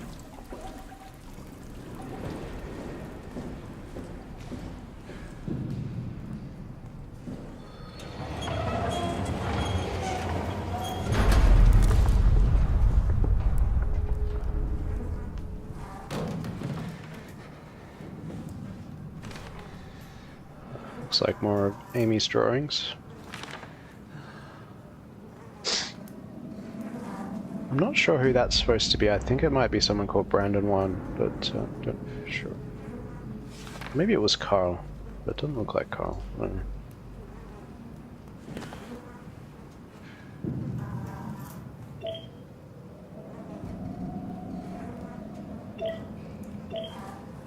Now, here is your first real bit of information about what has transpired. Impact event. On this morning of January 12th, the comet Telos crashed into the Pacific Ocean. The impact ranks as one of the largest collisions ever recorded on Earth. I'm pretty sure that should be capitalized because it's a proper noun here. All evidence indicates that the surface has gone completely barren and is no longer able to sustain life. Pathos 2's unique location has provided unparalleled safety for our staff. Some structural damage has been noted, but no casualties reported. The largest loss was the weather and communication station located on Surface Platform Omega, unmanned, which is, under the circumstances, a small price to pay. Theta will hold an emergency meeting to discuss the future of Pathos 2 and ultimately mankind. More on the matter will follow. So that tells you what has transpired. I guess it's a good thing we never had any kids. Hard enough looking my parents in the eyes. They're going to a bomb shelter upstate, by the way, along with your dad. I'm guessing someone will help them send you a message somehow. I mean, I hope they will. Hell, I'm not even sure you'll get this message. If you do, I want you to know I never blamed you for following your dreams. I was just mad it didn't fit better with what I imagined our lives would be. I really wanted the picket fence, big family, you know. I guess what I'm trying to say is, I'm proud of you. And even though it's been difficult to be separated from you, I regret nothing. I'm happy. And I really wish I was able to say this without the sky falling down. I love you, Amy. I always have, and always will.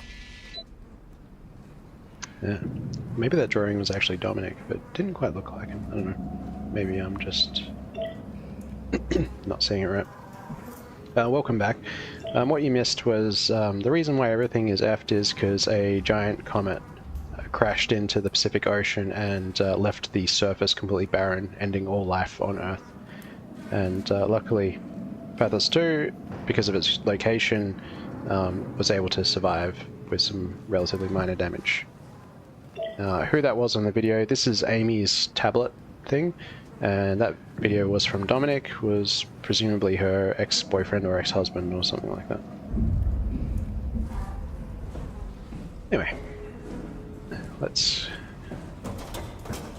locked. But we do have a side passage here.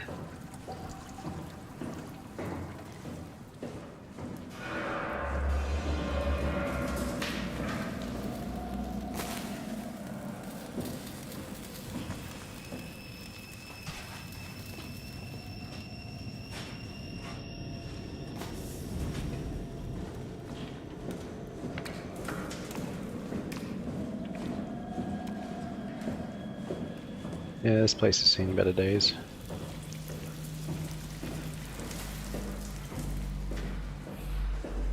Oh, what's this?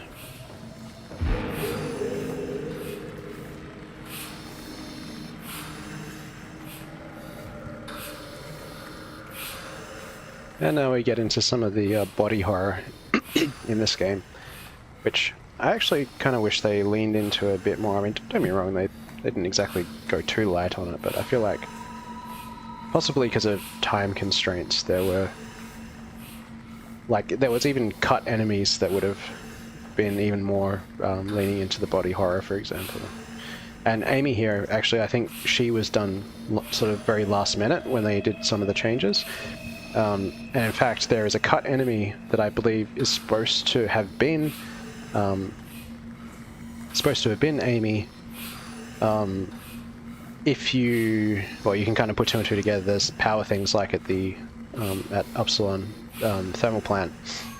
If you pull this out, she dies, and she can come back for you. There's a crawling enemy that's supposed to chase you that I believe was meant to be her after you killed her, but again, it's from an earlier iteration of the game.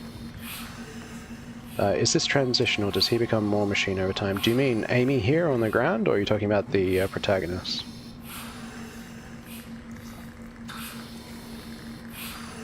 That's not very helpful. Oh, Amy. Okay, yeah. Well, let's get into the dialogue, because that will probably answer your question. Hey, are you... Don't hurt me! Can I help? It won't let me die. Nothing is allowed to die. What happened? An accident. Fixing the power. I was going to Theta. Anything I can do? If you see Masters or Harland, tell them I need help. Okay? Amy needs help. So, that tells you nothing's allowed to die. It's keeping her alive artificially. Now, we know from the timelines that we're in 2104. The plant had been off for 5 months. And that was when Imogen went back to it. And if you look at the recordings from Amy and Carl's evacuation, that was even earlier. So she's actually been here for quite some time. And sustained by this thing. Anyway. So here's one of the choices I was telling you about earlier. If you yank both of these, she will die. But you don't have to. And the game kind of fools you around with this. And a lot of people end up just like straight up killing her.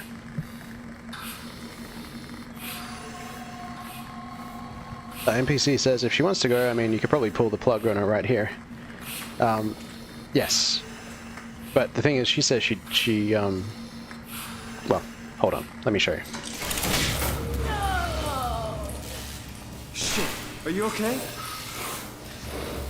Yes. She says no, so it's not really clear whether she wants to die or not. Are you okay? I don't know. I want to go home.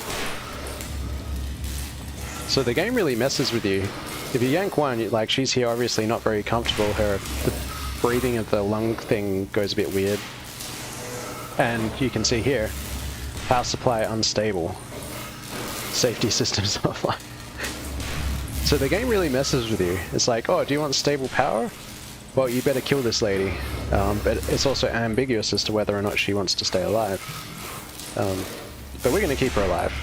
So, sorry, Amy. Sucks to suck, I guess.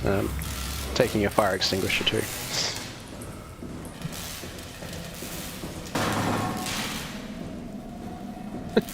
How much of her is her, though? How much of her is a bot? No, she is human. She is human. Shit, are you okay? Just pull the plug on. Yeah, it's like when you electrocute Carl the robot. You just like zap and it's like, shit, I'm sorry, are you okay? And you just go back and do it again. Our Simon for this playthrough is a bit of a sociopath, and actually it's kind of in character because there's other choices you can make later where Simon will actually do some terrible things and just sort of write it off. Station needs Amy to meet Blackrock Squad.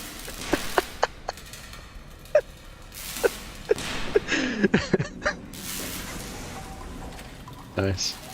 Yeah, we got our token. But yeah, poor Amy. That sucks. Did I miss something? Ah, yeah, here it is.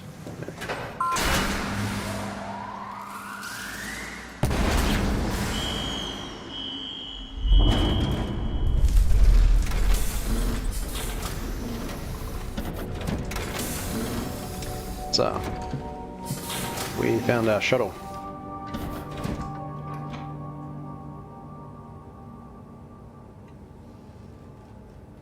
And this repair set is from 2084, very old. So we just left it there.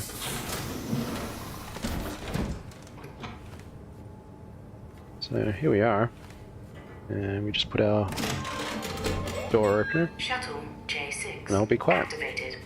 Warning. Unreliable power. Proceed with caution.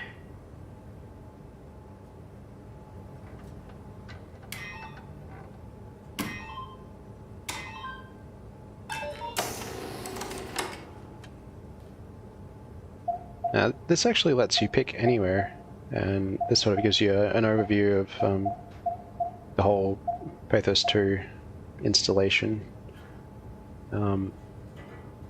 Funny thing about this, you can pick any, and there, I don't know if it's, maybe I missed it here, or it's referenced somewhere else, but well, let's just try.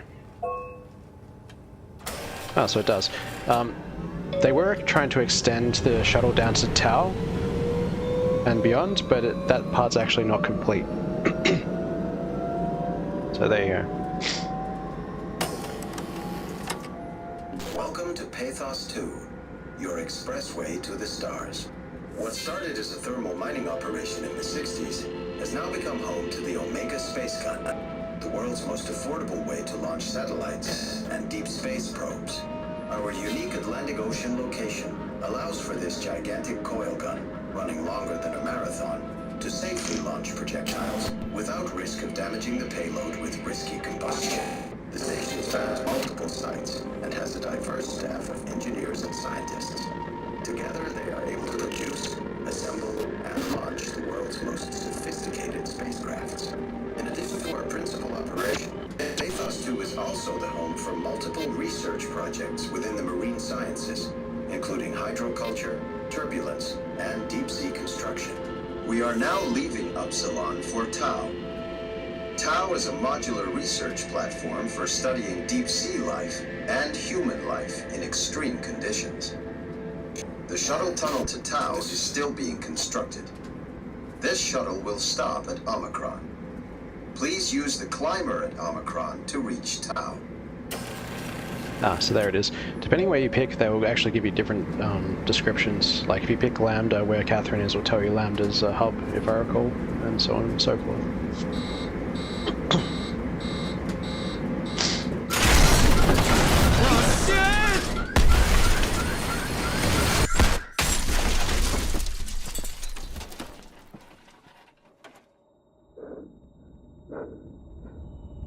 WoW and Showdown don't really have much in common, no.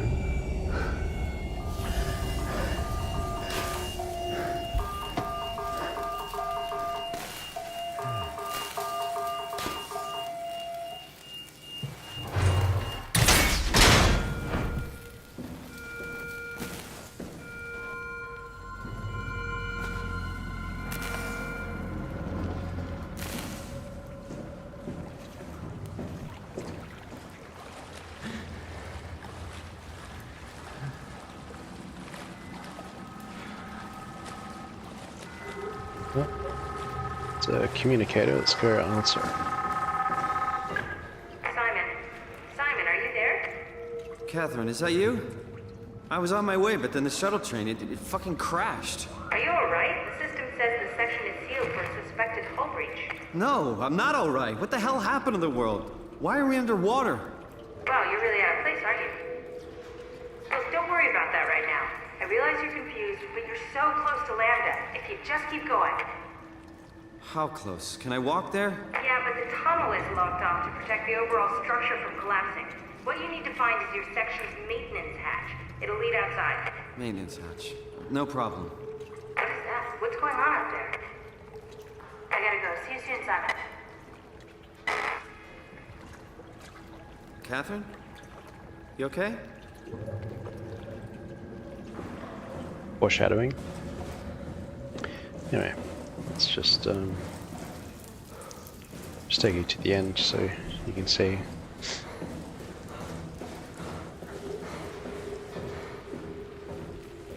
It's just another butthole, but we don't really need to tickle that one right now.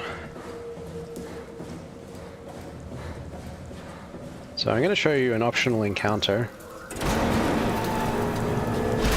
And this is something that is very easy to miss.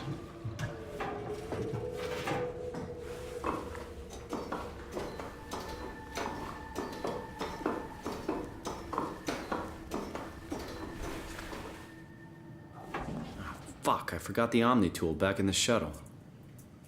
Yeah, we did forget the Omni tool. I did that deliberately, because forgetting the Omni tool in the shuttle leads to an event that you will not get otherwise. Which is a nice touch.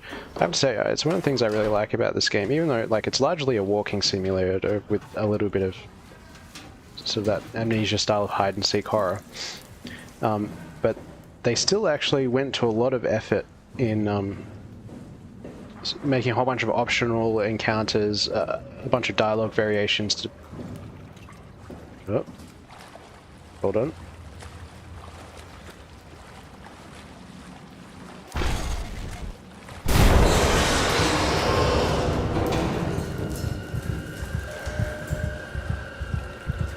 Yeah, so that encounter with that, whatever that was,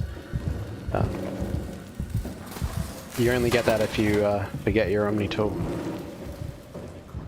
What was I saying? Yeah, so lots of like alt dialogue and based on the triggers and stuff in it, and yeah, just so many little details that they really didn't have to put in, like the scavenger bots having so much freaking dialogue when most people just run right past it. Like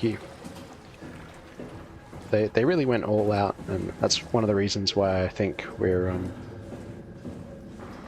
why this is such a masterpiece. Wow, it was like Red Skull and we are my heckin' Marvel Arena. Oh wait, no, that's DC, isn't it? Yeah. You can tell how much I care about Cape shit. Oh no, Captain Hercules Marvel, isn't it? I don't know. I don't care. I don't even like Cape shit.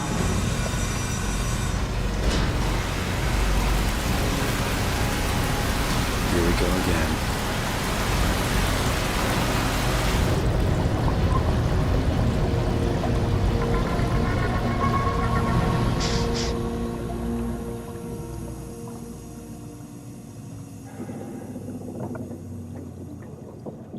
Fake nerd.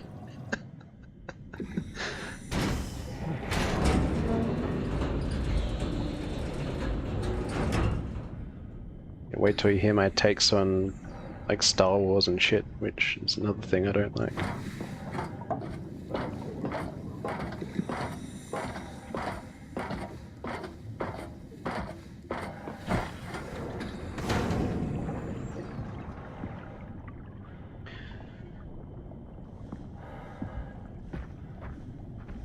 I can find Lambda, right? I mean, really, how big can this ocean be? I think there's a few more lines, so we'll just hold on.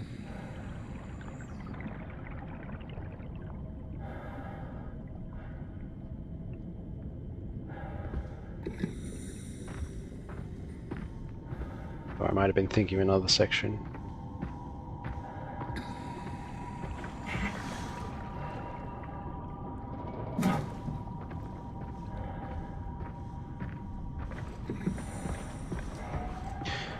So the funny thing about this section of the game, the actual map, if you open it up in the map editor or use like the debug mode to enable no clip, if you look outside the boundaries of these rocks, I don't think it's these rocks specifically, I think it's some other rocks a bit further ahead, but you'll see that the level's actually freaking massive, and it's not the only one like that, due to changes along the way.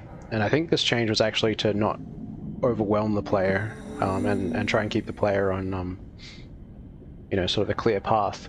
But it used to be way bigger, and if you no clip through it, you can find a lot more detail than you'd be anticipating. Like there's glow sticks and stuff out there that you don't get to see because they cut the level way back. NPC like Star Wars up until the Disney purchase. I mean, I don't know, man. The Disney purchase happened after episodes 1, 2, and 3, right? And like, I'm sorry, the shark jump moment for Star Wars happened when Jar Jar Binks came on screen. I'm sorry to tell you. But that's my spicy take.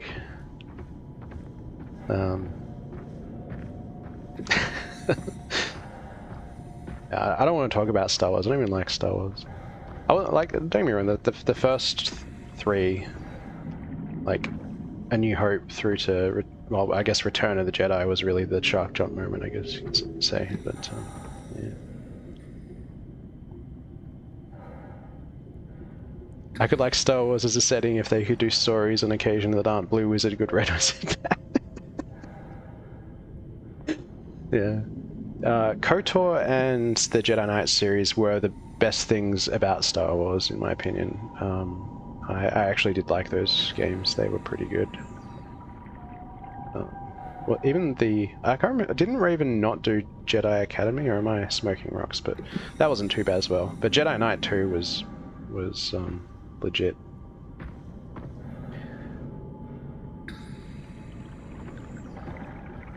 Bruh.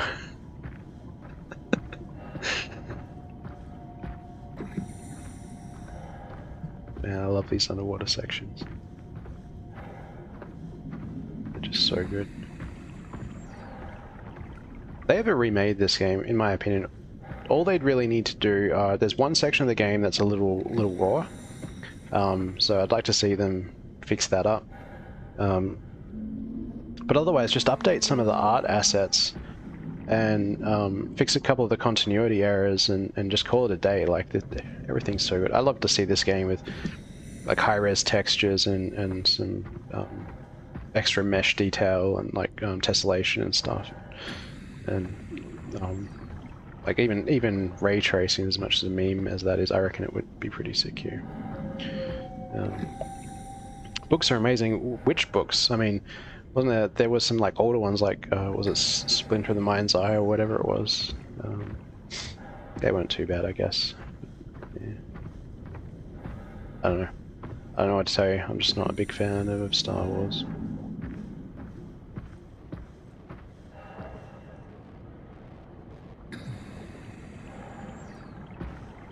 Like, for sci-fi, I'm more of a like military sci-fi fan, you know. Like John Ringo and David Weber. Like the first, I don't know, maybe 4 or 5 books of the Honor Harrington series are just chef's kiss. John Ringo's, was it Troy Rising, I want to say? Oh my god, that was so good.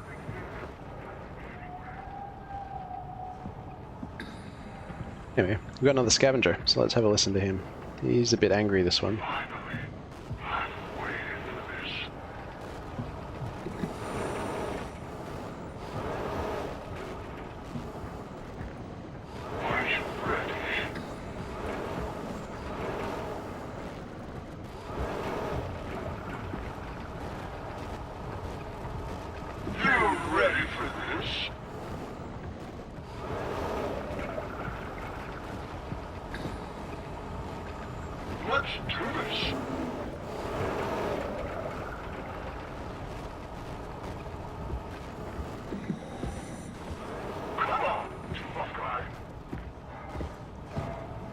When you, if you play through this on normal, like, this one is pretty aggressive.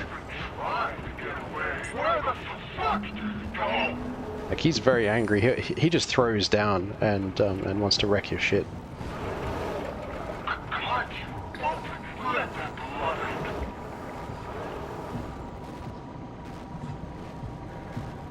What are my thoughts on Patrick Thomas? Stalker child.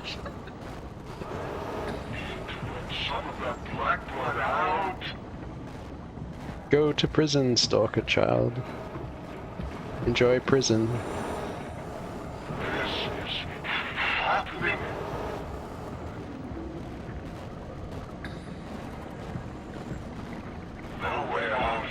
Anyway, yeah, that's a very, very angry bot.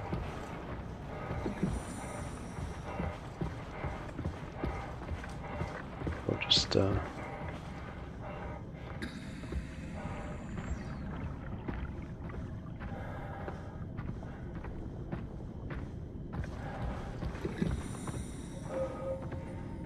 yeah, he doesn't want to go very far, but while he's there, he is a angry boy.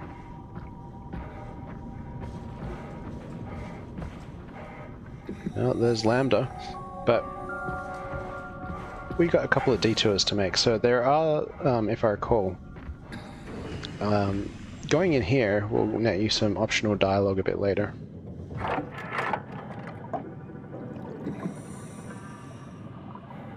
Unable to activate. Escape vessel. Protocol missing.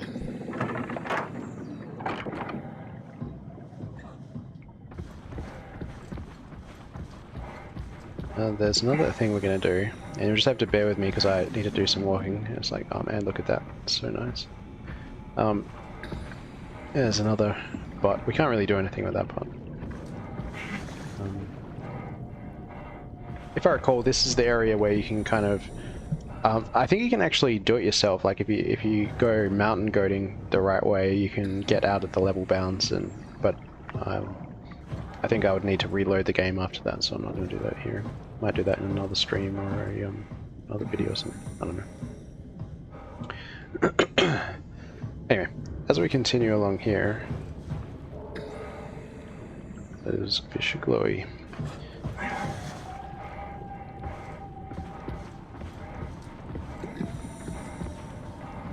Come across a door.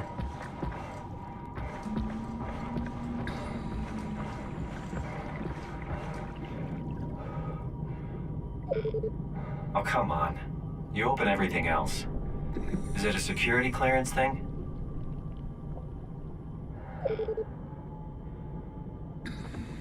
Yeah. So you do get an extra line of dialogue from doing that you otherwise don't get. So kind of a long way for a very uninteresting line, but that is something that is easy to miss for obvious reasons. Space walk our way back to Lambda.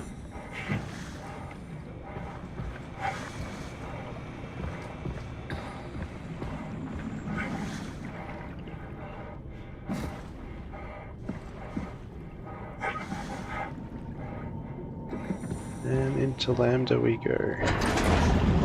This must be Lambda, or Catherine is.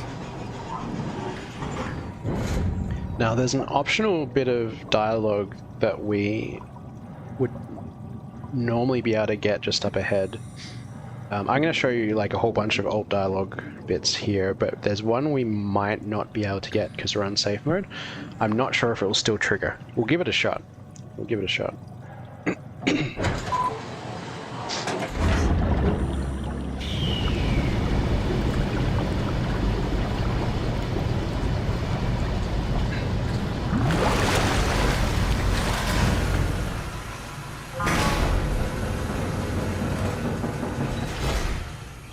Yeah.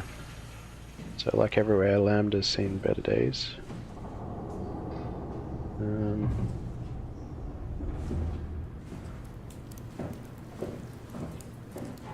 Pretty.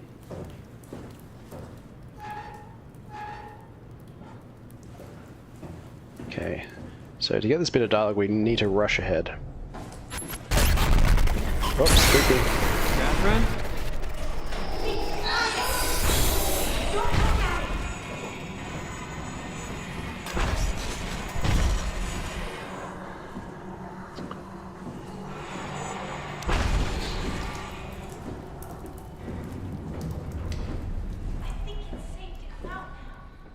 Yeah, we couldn't get it. So normally at that point, that monster will hit you and knock you down, and that will net you some extra dialogue.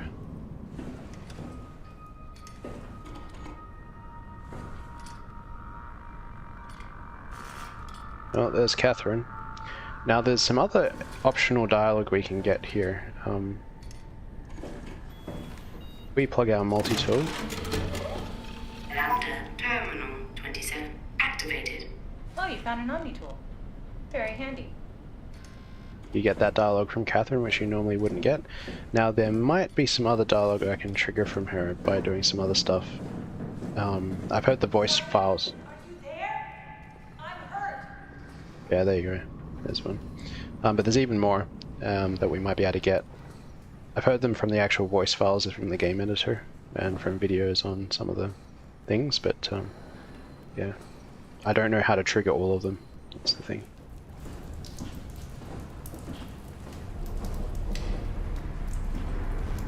Here's another bit of dialogue.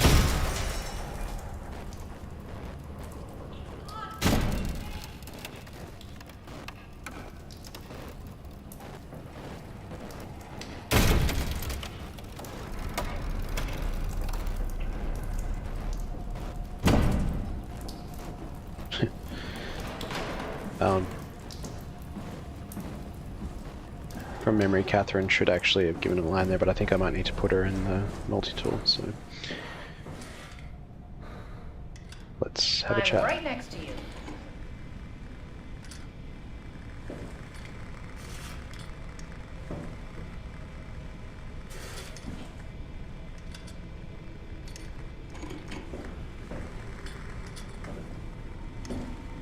No, not you two. I was really hoping you were human. Don't let the circuitry fool you. I was human once. Can't take any more. Everything's fucked. I give up. There's nothing left. Calm down. It's not the end of the world. You sure? It sure as hell looks like it. For all I know, there's no one left except for me. What do you mean? I'm right here. Don't take this the wrong way, but I meant any humans left except for me. Have you looked at yourself lately? You're a walking, talking diving suit with some electronics slapped on for good measure. I don't... You don't want to think about it? We'll start thinking about it.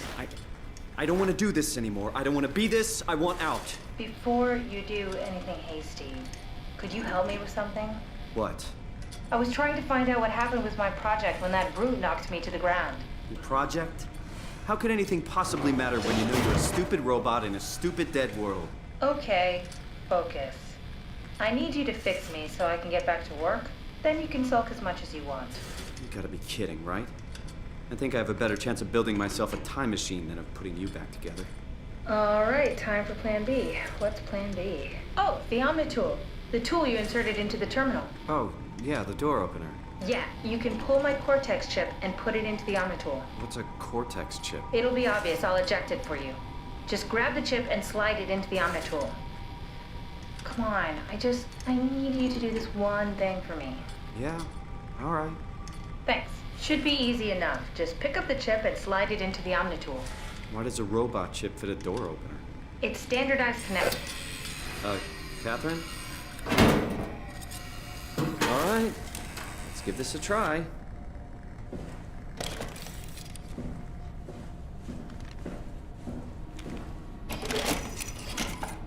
Custom Cortex chip found. Shutting down helper chain. Have a nice day. Just pretty much anything will fit. Oh, this feels weird. I'm in the Omni-tool? Thanks. So, what's the project about? My project? Oh, well, I saved all the people on the station as brain scans and put them into an artificial world. We were gonna launch it into space to save it from, well, all of this. Are you telling me that you were going to launch a computer world filled with people into space? Yes. It was just a pet project at first, but it got really serious after the comet took out the surface. Then suddenly it became very important, and it was officially named the Ark. That's appropriate. How far did you get? I don't know. That version of me that I am. It came from a scan I did pretty early on. The living Catherine could very well have finished the project and launched it. I guess she could even still be alive. Weird thought. So the talking robots, are they also scans you did? They could be, but I doubt it. I'd expect much more sense if that was the case. Ah, all right, finally. What's happening? I managed to restore some data from the backup server. This should tell us everything we need.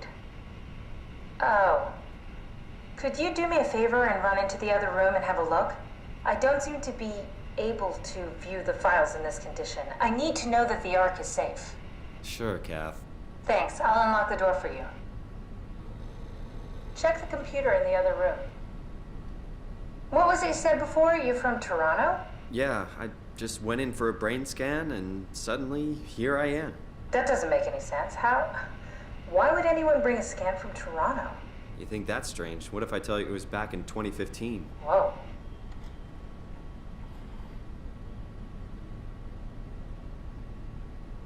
I told you.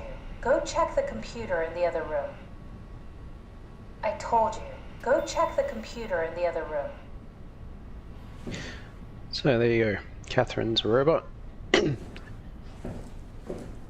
How about that? Right. Let's see if we can get some more of the other dialogue here. Wonder if the trigger's still here. No. Sorry, I missed that one. You say something? Sorry, still trying to figure out how you got here. Keep at it. I'd really like to know who thought sending a Canadian to the bottom of the sea was a good idea. It's funny you say that she knows something, because that scan of Catherine, I think, should be at a point where she does know who Simon is, but we'll get to that eventually. Anyway, there should be another encounter with that thing here, so let's see if we can get some more dialogue. Careful! I think it's back. Keep your eyes peeled.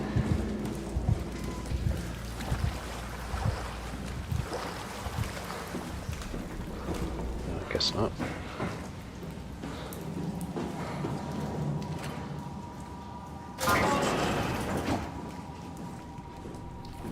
But there's a heal-a-majig if you need it.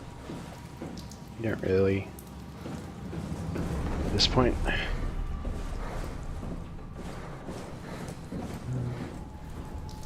Don't think there's any notes in the lockers, but I'll just make... no, there was. There you go. Chris, I've stayed up all night. Seemed like a waste of sleep. Got the TV on in the background. The newscasters are covering the incoming comet like they were counting down to New Year's Eve. I know it's messed up wishing you were here with me. I suppose if anyone has a chance to survive this thing, it would be you guys below the waves. Hope you're able to go on if it's a life worth living. Looks like the shit's about to hit the fan. I better hit send before the shockwave reaches us. I'm proud of you, boy. Dad. Yep. There's really no way around this. A freaking comet killed the planet. Afraid so. You were all stranded down here. And we were the lucky ones. Canadians should all be sent to the sun, not the bottom of the sea. Rude. Anyway, just go to that. Is there anything? No, just a hard hat and a lot of wreckage. So, you might have noticed Lambda's in like a real bit of a state. Again, from the transmission series, you find out that Lambda got absolutely wrecked, was evacuated, and then a salvage team was sent to Lambda, and I think that's actually Lambda is, I believe, where the series actually like mainly takes place. But, yeah. Someone correct me if I'm wrong, but yeah. Where does she want us to go? Ah, yeah, this room. Just gonna give her another once around in case there's any other dialogue.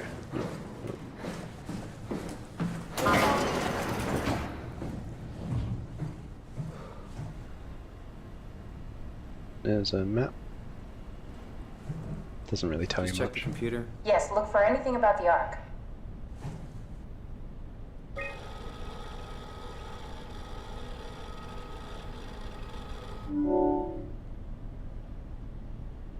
Is this from inside the Ark?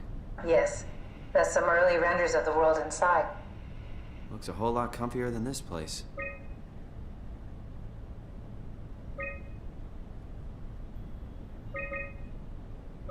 Yeah, they don't actually have a lot of space in there if you look at this.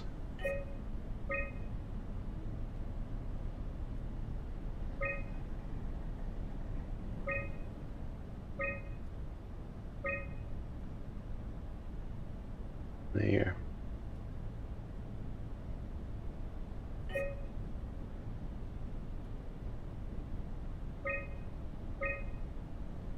Are you excited about the Ark? At first, I couldn't really see the point of it. But then I thought, why shouldn't we, right?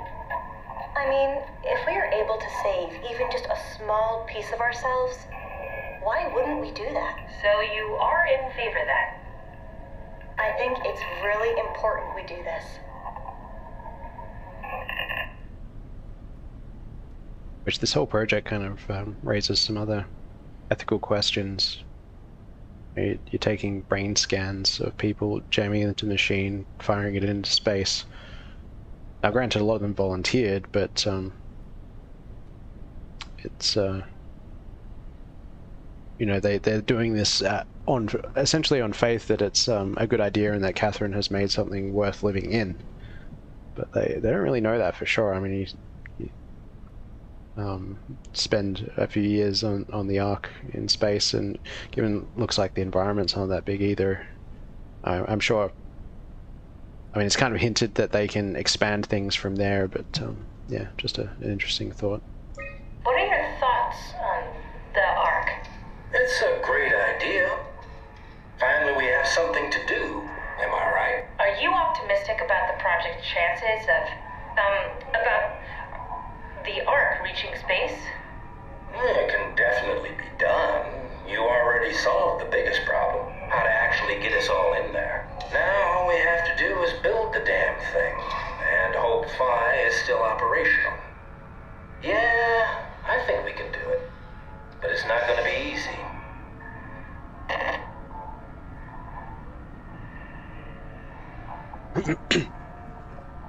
So there's Ian Pedersen, who you've heard him or heard his voice on the Scavengers. The Ark, but they accidentally set the temperature. NPC says, we have these questions now sorted with celebrity likeness being allowed or not to be AI replicated. Yeah, I mean, it's yeah, oh yeah, you follow up there, sort of anyway, the idea of someone allowing them to be subject to digital necromancy. Yeah, I mean, this kind of takes it to a logical extreme where these scans are, as far as we know, a functional and faithful replication of the person's mind. You know, so given that we've seen sort of, well, not strictly Catherine scans, but it's kind of implied that all the robots, talking robots we've been speaking to are scans jammed into bots. You know, that it's a bit of a difference in that, as far as we know, these are actual consciousnesses rather than just mimicry, although there is actually another debate that could be had about this whole thing, and another reason why this game's so interesting is we don't actually know 100% that these scans are, you know, quote-unquote conscious or sentient. Now, we have Simon's experience, but Simon is also a bit different to all the others, a bit quote-unquote special. So it's entirely possible that a lot of these scans are just kind of reacting to input with set output. Like if you gave them a deterministic input, you could hypothetically get a deterministic output. It's not really confirmed either way, like to what extent these scans are actually a functional mind. So yeah, another interesting thought and discussion you could have about this game. What are your thoughts on the Ark project? The idea is just incredible. By every definition. It really makes you think about what it means to be human. What makes you say that? Beyond the basics. Beyond the superficial. I'm convinced there's something with even greater value. You have provided a platform. which is not necessarily restricted to our digital progeny, but a means of actual survival. It's my sincerest belief that we can go on living through the reality of continuity. Foreshadowing. So we're going to be hearing more from, well, I think there's a little bit more from Sarang himself, but certainly a lot more about Sarang in the not too distant future. This game is just a skit, so ChatGPT role-playing as different people. I mean, hypothetically. Now, here's, if I recall, one of the ways to get one of the other codes for the secret file. You basically need to take the survey and give all the same answers. So I'm just going to, except for question 8, I think you need to give a specific answer on question 8. So I don't know. I was in two minds about how to do this, whether to just like game it for the purpose of showing off the secret, or give it something like vaguely rational. But I think we'll just game it actually, so just click through them. It's kind of funny if you think about this in the context of what's happening, these questions. And in fact, some of the playthroughs you can see of people, that's, I think, was it Welland's playthrough? Like, she actually put a lot of thought into these, and her answers did change from this first survey compared to the one that is presented later in the game, which was very interesting. Her playthrough is actually one of the better ones. I mean, don't get me wrong, it's kind of annoying sometimes because she shits herself even on safe mode and ends up wasting a lot of time, but by the same token, like, she got way into this game and really thought about the stuff, and it was just kind of interesting to see her reaction to it, and the evolution of her thinking of how of what's going on, what it means, and how it made her feel in the end. So I would probably recommend her playthrough if anyone's interested and gets into this like I do.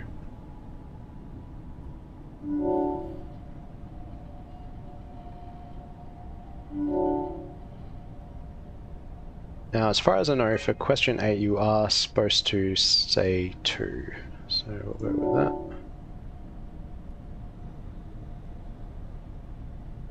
that. So there you are.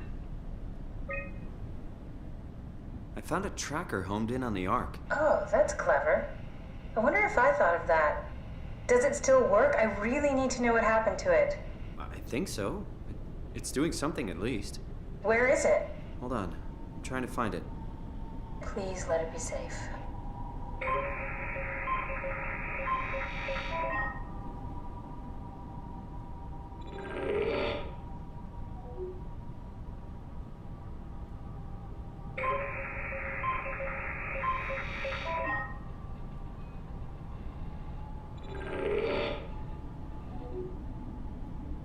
So here's the one that, like, if you've been paying attention, this is where you would probably not be so sure where to look, but I already know where it is, so just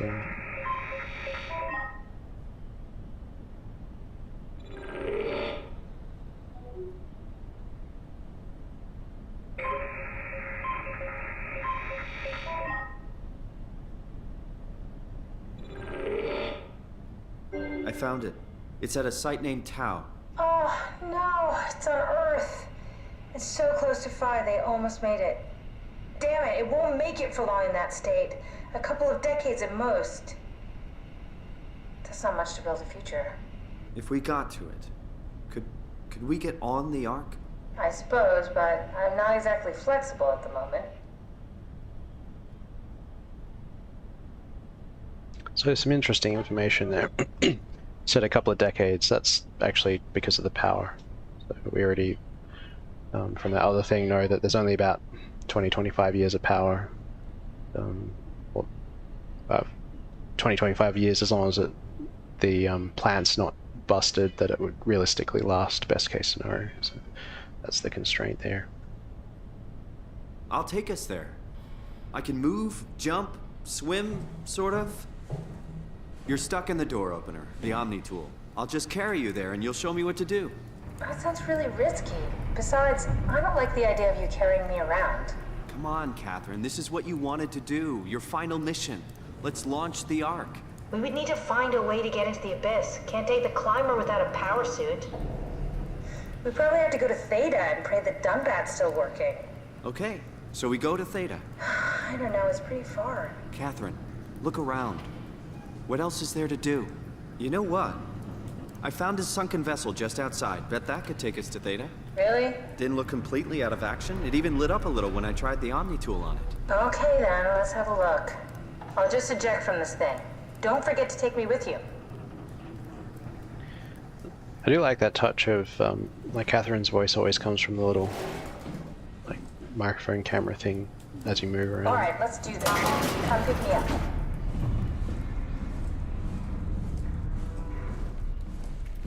And another flower. They really throw them at you here. I don't really know why they give you so many.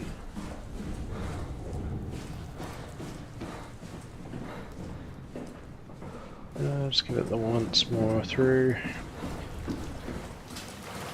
Just in case we can trigger another appearance of that thing. Where did you go? I'm waiting. Yeah. So, I don't know if you got a good look at that creature, but I hope you did, because you're gonna, if you are paying attention, you are gonna notice something. From what it looks like here compared to later. Can I pull the Omni tool out? Wait. Okay, just be sure to plug me in again at some point. You got it. Good luck, Simon.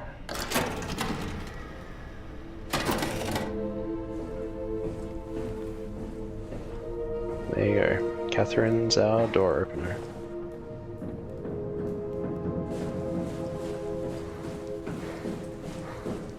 And I think that's the end of Lambda, so get back outside.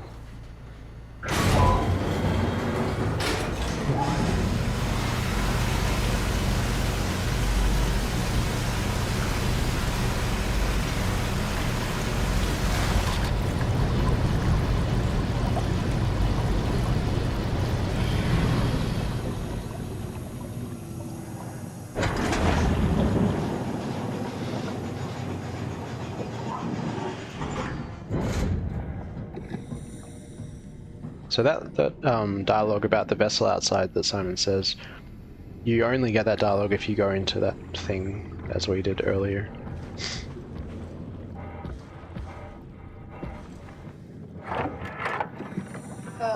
What? What is this? Curie Emergency Vessel 4. Hey, Simon, can you hear me? I hear you. Can you get this thing running? Hang on, I'll give it a try.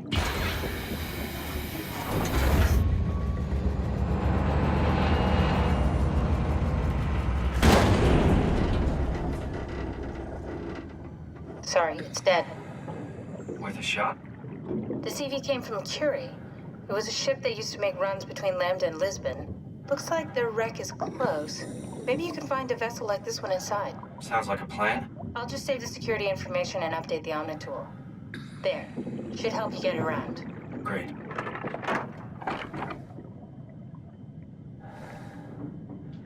What does he say if we don't go into it? Well,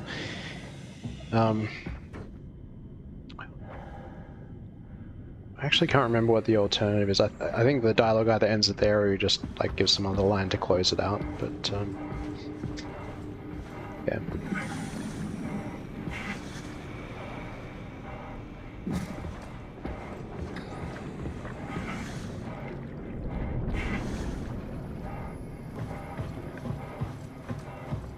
So as you might have guessed, since we got that update to our door opener, we can now go back to this.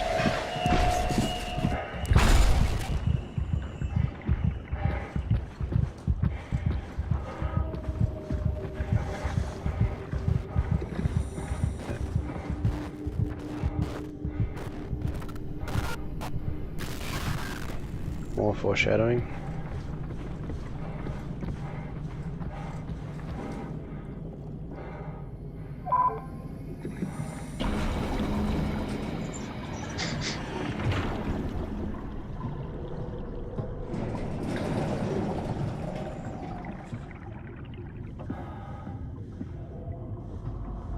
This place has seen better days.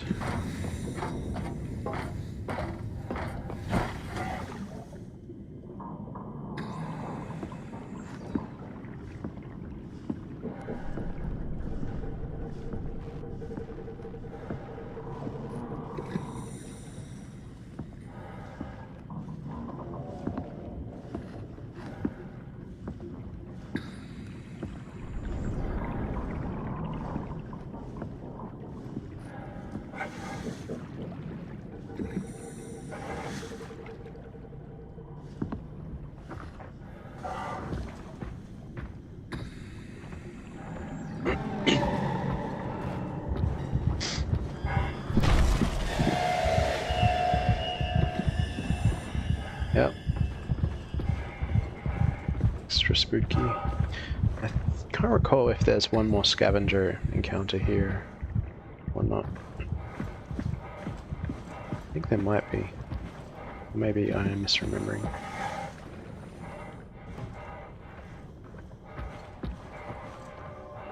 A lot of wreckage there.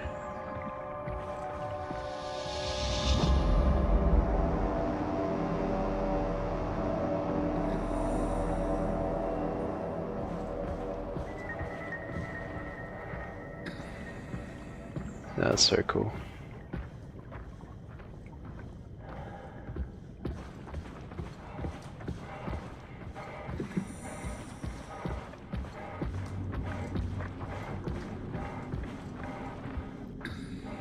Well, in we go.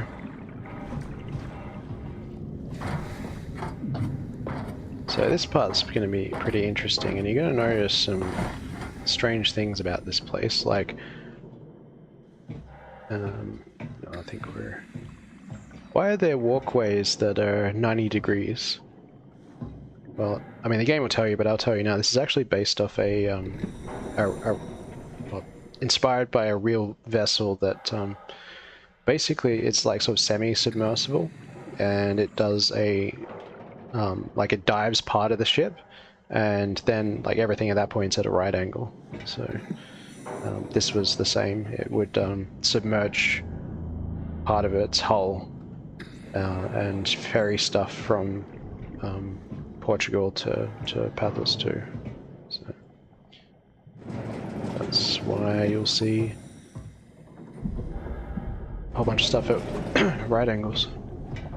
Very kind of is it MC Escher or whatever it is.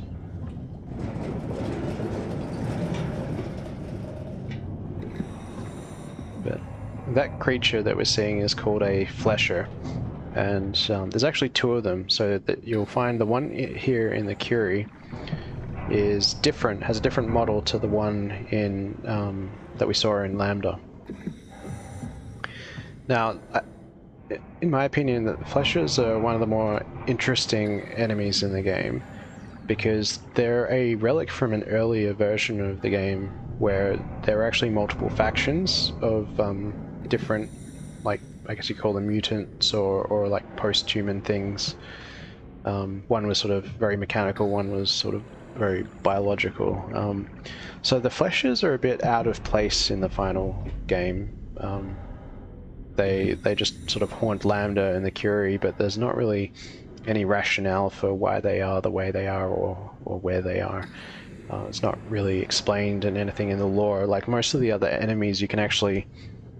the game, in one way or another, explains their presence. As far as I understand it, there is nothing in the final game that it really explains the fleshers at all. So, there you go. Just an interesting tidbit there. Now, I always get lost in here, so apologies in advance.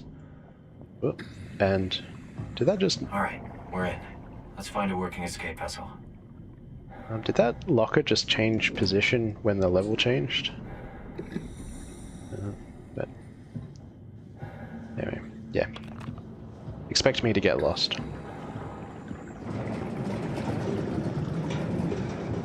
Particularly towards the end of the level.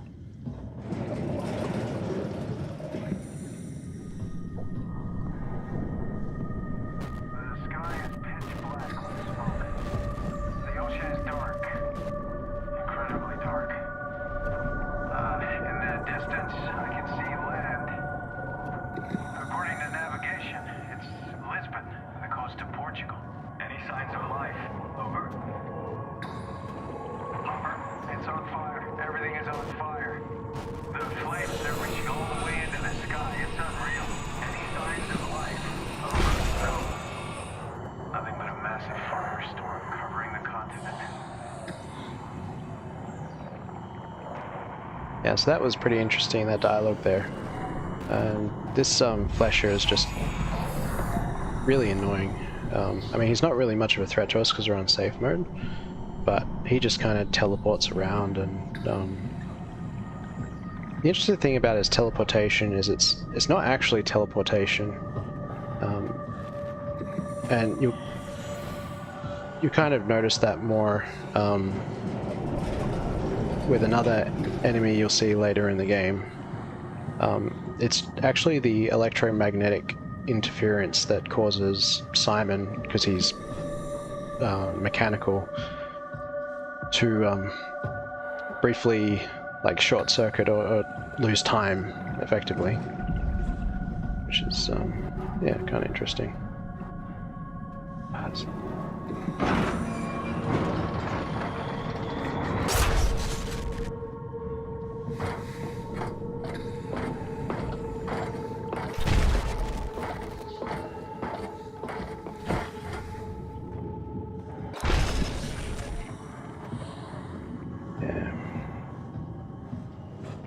Flesher is a bit annoying.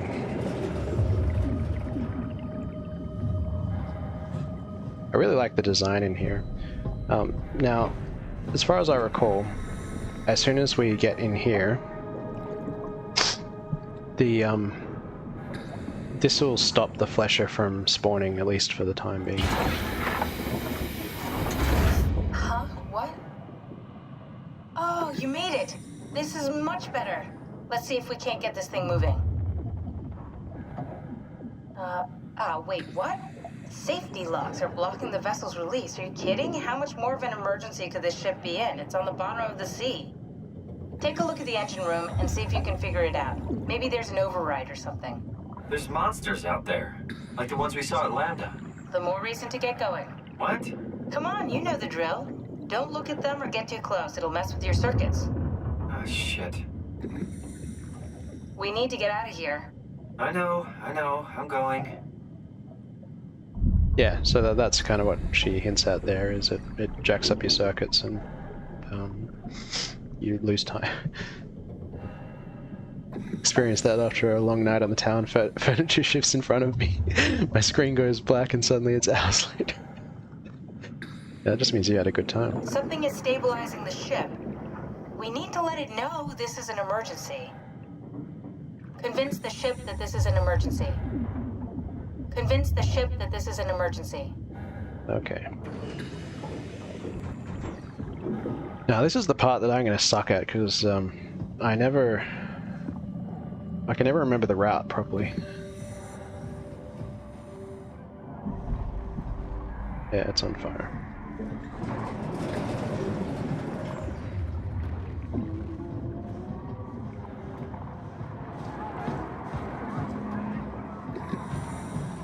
Yeah, so the F-22.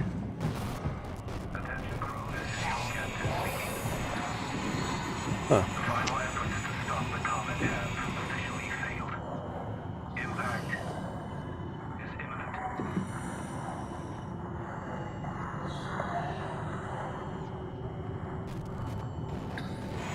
I could have sworn that was the last encounter we were supposed to have already passed, but Efforts to stop the comet have officially failed. Impact is imminent. clearly I was wrong.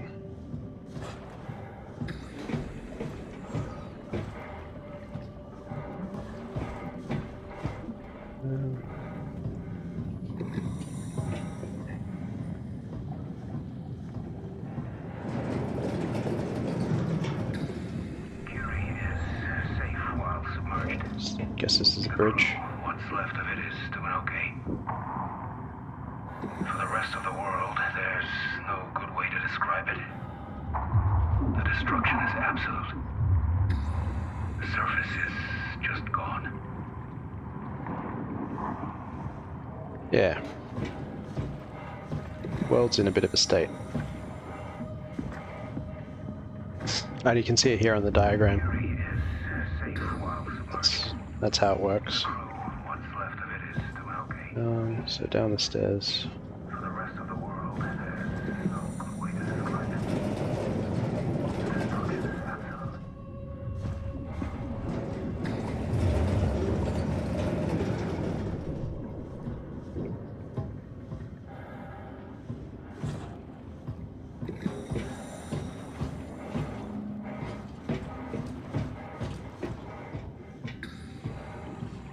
Okay, yeah. So I'm probably gonna mess this part up, but we'll give it the old college try, I reckon.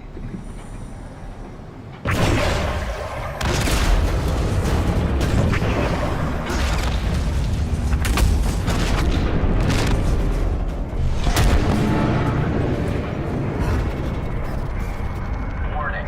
Reactor collapse imminent. Proceed to the emergency vessels.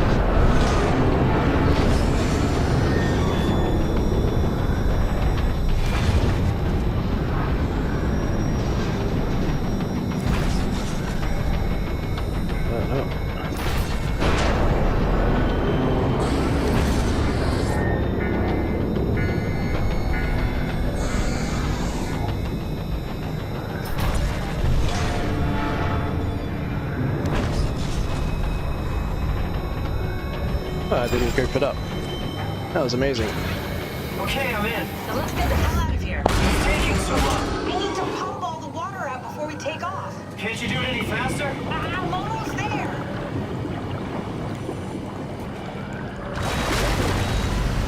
All right, here we go. Hold on to something.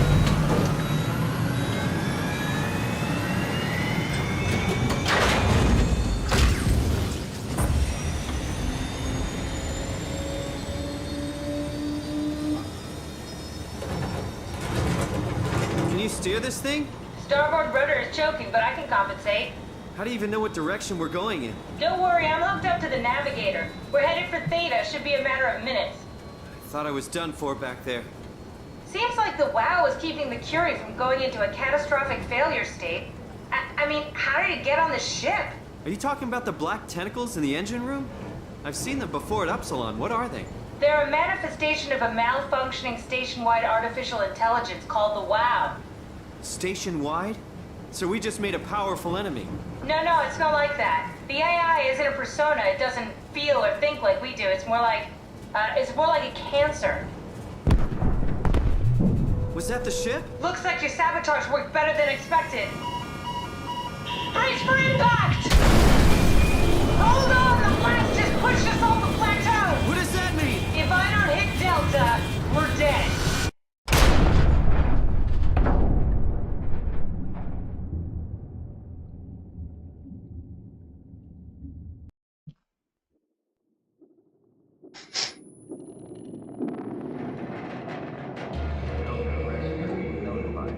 Please remain seated.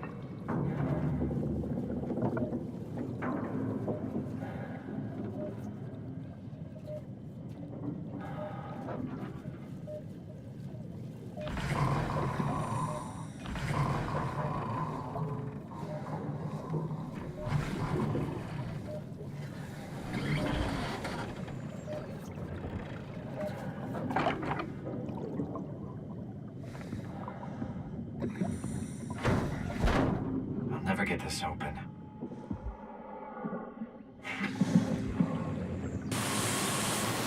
Oh, who could that be?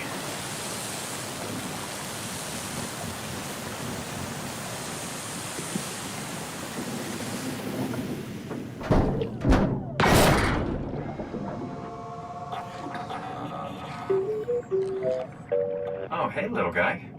Didn't expect to see you again.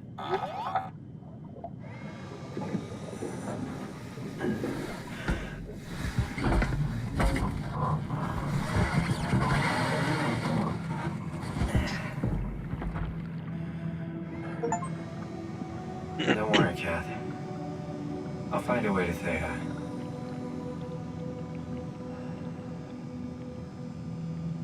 You saw the Achievo pop up there. It's because I've done most of my playtime on this on a modded version with restored content.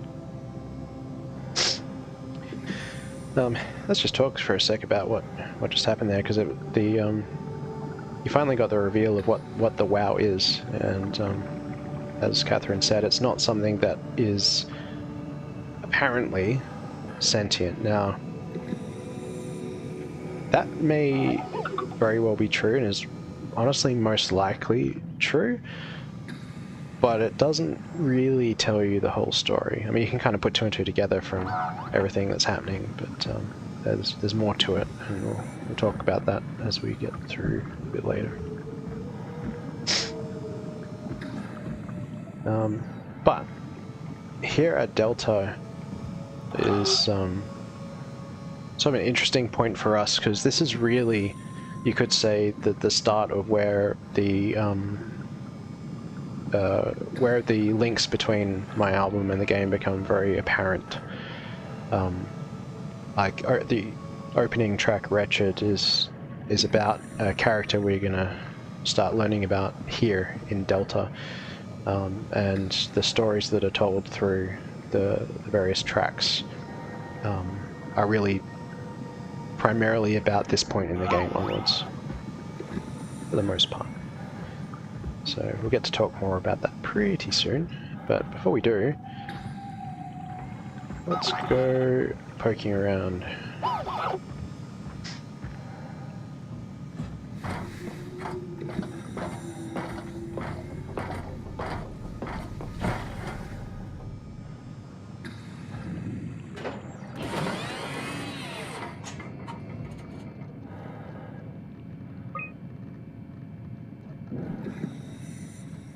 Thanks again for dropping it in the chat. So, here you can see we're on this little plateau. You don't want to fall off, although I'm going to show you what happens when you do. But here is the layout. So there's actually a few things to see here. And there is a body here, so let's have a listen. Alright, let's read this first, then we'll have a listen.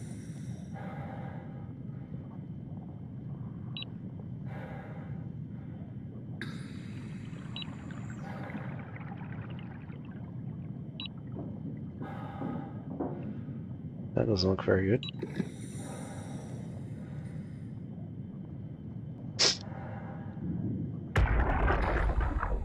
Come in, Strasky. Can you hear me? Theta, listen. Akers is headed for Theta. Delta Loom Organics, getting a signal but no audio. Strasky, it's Komorebi. Akers has gone mad. He's dangerous. Strasky! Sorry, Delta. Still no audio. Try calling from another access point. Strasky, I can try sending. I have pictures.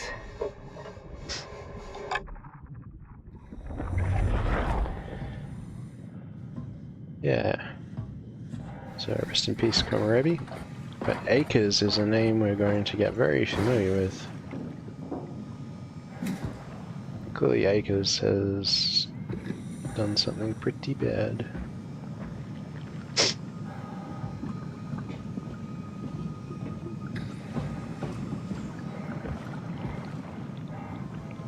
Helper buried.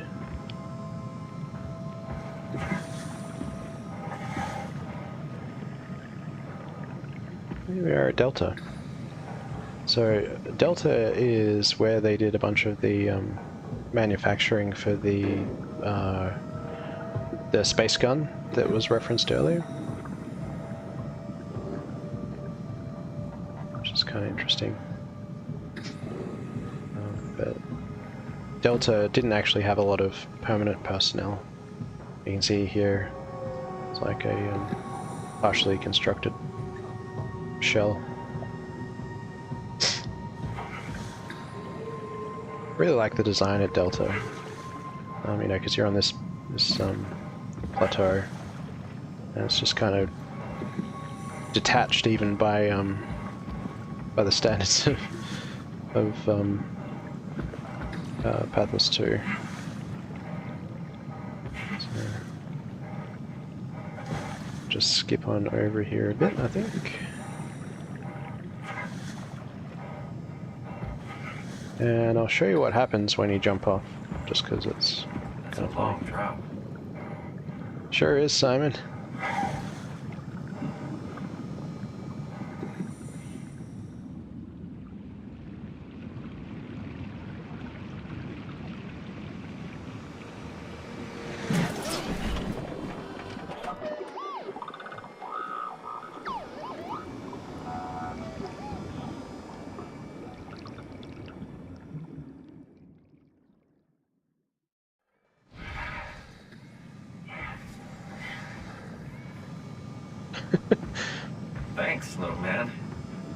stronger than you look.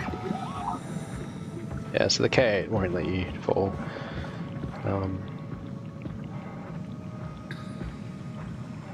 I actually don't know what happens if you don't save the K8. Because I think from that shuttle, if you don't save him, you actually find a tool that lets you out. But yeah. Might have to do that, something I've never actually tested.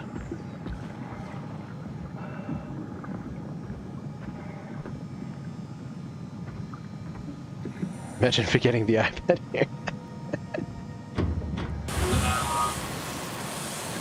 Oh, he's just gonna just clip through the door. Why not?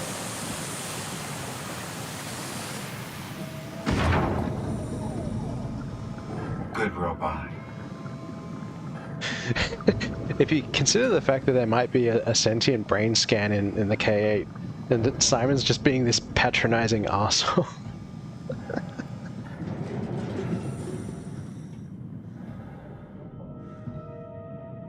Here's another person, but I noticed something a bit off about this one. He's got some funny looking coral on him.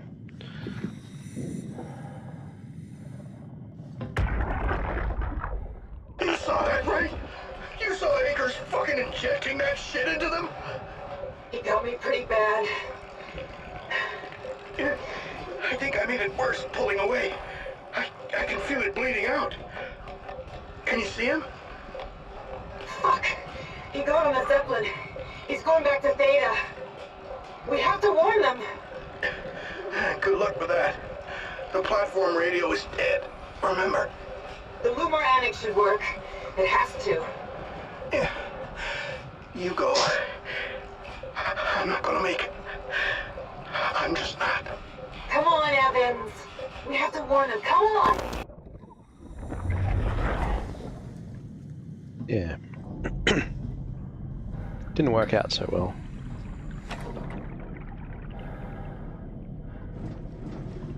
Hell of a day, am I right? Can't believe how much I'm sweating in this suit. Hey, could you maybe help? I need to get to Theta. Help me out here, will you? Listen. Don't worry about it. I got this. Hey, you. Don't stand there. You know better than that. Listen. Don't worry about it. I got this. Hey, can you hear me? Don't stand there. You know better than that.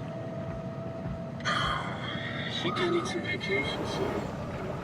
I have to speak with Akers about that. Isn't that right, Akers? So, this dude's not got all his marbles. Yeah. You put in a good word for me? I'm not sure that's a good thing. Nah, I'm just messing with you. We'll just let him do his thing.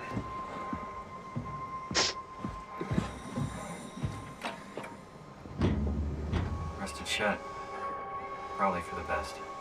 Not sure I trust the shuttle train anymore. Yeah, we're not getting anywhere.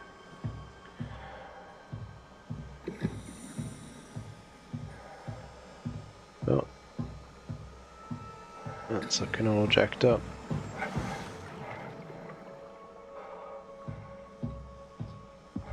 Here's another corpse, but this one's even more interesting if you look at it. This one's breathing. So you can't actually get a log from him because he's still alive. Did the guy take poorly to the upload, or he's just running on a potato battery? I think he just took poorly to the upload. But you can see this coral-like growth has got him locked in.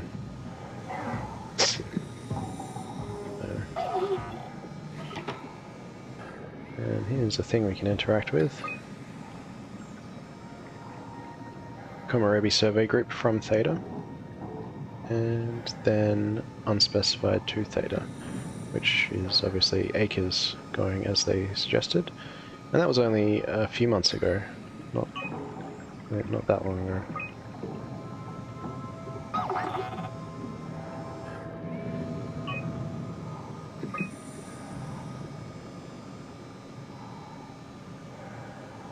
You can see the Zeppelins around the place.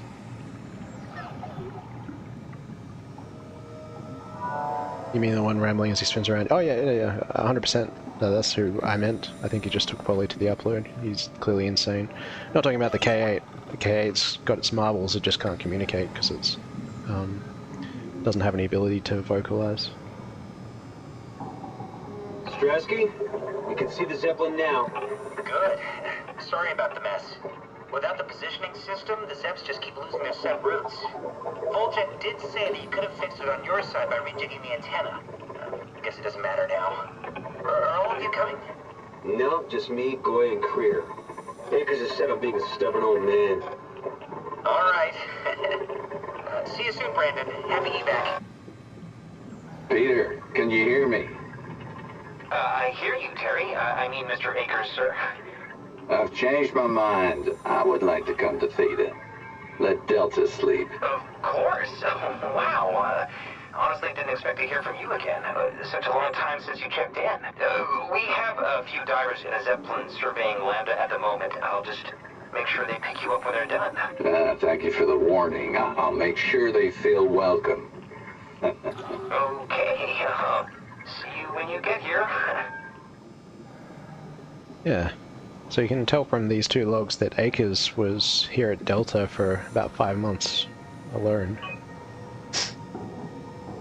We'll come back to this thing. Fucking brooms. Yeah, they should have Day of the Pillowed Akers before they left.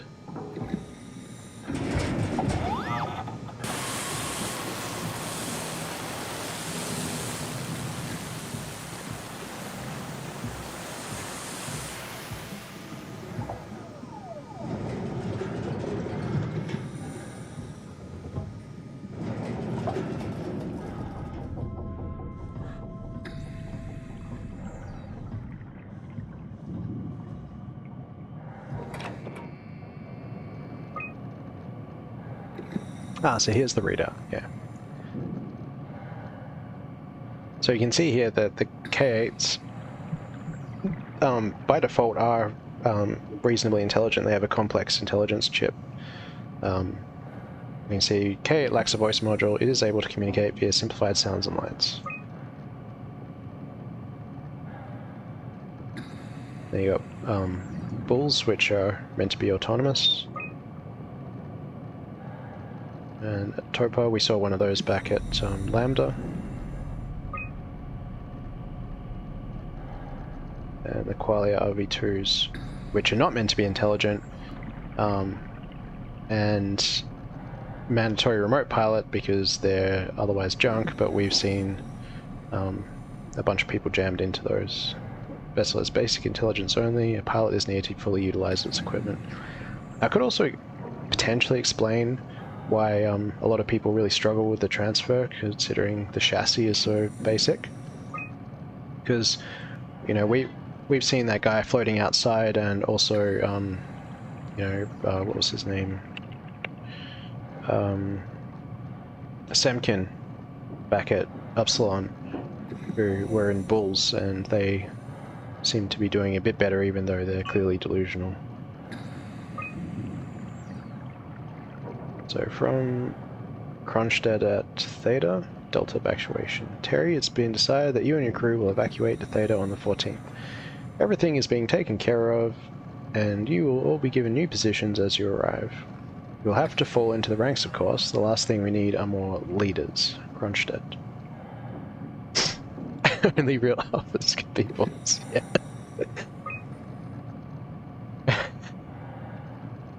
Well, clearly Terry didn't like this this message from Kronstadt. So, fuck you, Kronstadt, I'm not going anywhere. You don't have the authority to make me, Terry. This isn't my orders, you idiot. I'm just the messenger. You want to stay? I can buy you some time if you want to hang out at your dump, but your crew is moving tomorrow. Strasky ends up messaging Akers. Mr. Akers, I'm happy to inform you that your crew has safely arrived at Theta. Let me know when you're ready to move and I'll send you a transport.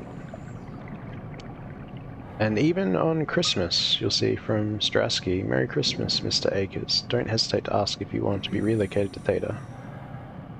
And then a few weeks later, he does exactly that. Hey, see, just before, Terry Akers won his 1000th game of chess.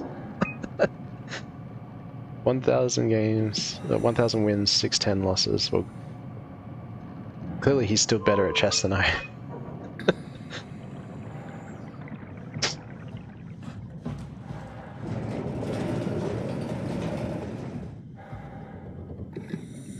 Yep. Okay. Now there is one more building we should be able to get to here. Just have a repeat of last time. Yeah.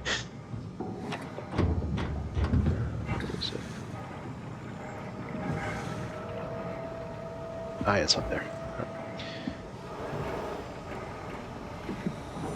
So. Brandon, did you move the Carthage casing? We need to test that one before we ship it. So this thing, Man, you can really tell when Ashford is off platform. This place turns into such a locker room. Not in a good way, either. Yeah, okay, buddy.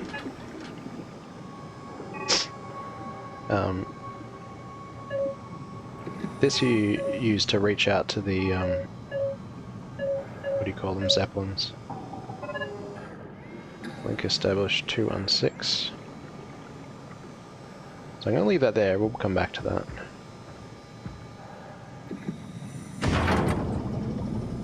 Hey, a working airlock, how about that?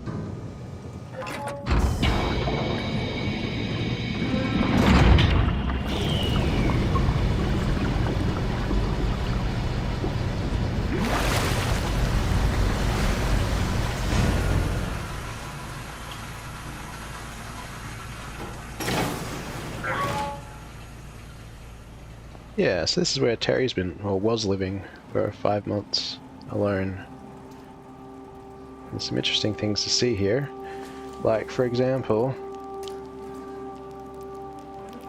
Yummy. The weird thing is, there's maggots here, and there's eyeballs here. If you consider the timeline, so we've woken up in, what was it, May, or whatever? And Akers left in January, so these have been here for several months. And if there's maggots, they should well and truly be in a lot worse state than they are, put it that way. And he's got playing cards, a bunch of food stuff, and some pills.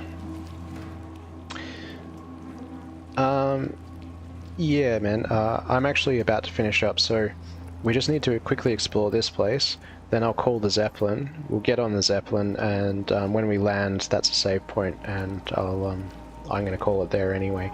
So we've only got probably 5 to 10 minutes left anyway, if you can manage to hold out.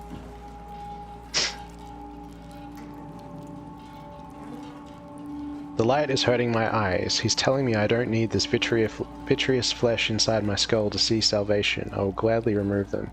Stop them from obfuscating this divine mission. Yeah, what was it, that line from, what you call it, Event Horizon? You know, we don't need eyes where we're going, whatever it is. Where we're going, we don't need eyes to see. Something like that. But I actually referenced this in, and this kind of brings me to back to my own work. If you put 2 and 2 together from this information, this is like the opening lines of Wretched. You know, hearing your voice slowly rise, listeners, you tell me I no longer need eyes. Wretched is actually about Terry Akers, and also Blight is to a lesser extent, but the way Blight references Akers is when he wakes up at another part. But Wretched is actually written from the perspective of Akers as he does his thing. Just so there's the deep lore on that song. Chest terminal again. He appreciates the Zanny berries, don't we all? NPC says, logic of corpses in games confounds me sometimes. Like finding on a body some high-grade medical item which could have saved the person who died. Yeah. corpses as set pieces as a thing. And we can't play chess because it's corrupted, and you wouldn't want to for obvious reasons if I'm at the chess helm. And then we got this here, which is very squishy and full of structure gel. My reflection in the black blood of our warden whispers, I need to save them from this hell. Let them sleep. Lock them in the lucid dreams I've seen. So the warden here is clearly the WoW, and if black blood kind of tells you that, oh, the structure gel has something to do with the WoW. And spoiler alert, Terry's been chugging structure gel like it's going out of business. Like, here's where he's eating and stuff. You can see all the structure gel there. He's been going wild and then drawing doodles in structure gel. He's losing it a bit. It's exciting to watch WoW claim Delta. Half a year ago I'd be worried. I'd have Goya and Juan clean the black blood from the machinery.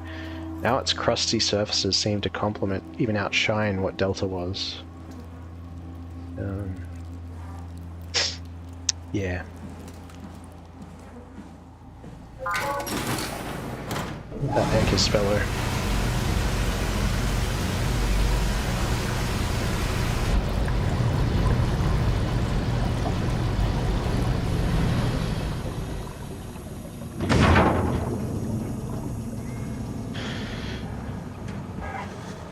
Listen. Help me out here, will you?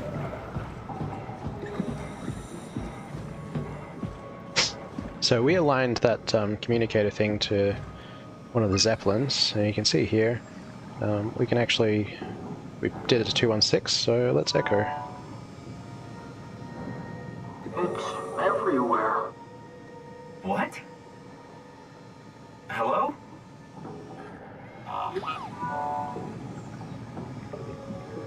All that water. We're drowning. Who is this? Alan. What's your name? Simon. Where... What are you?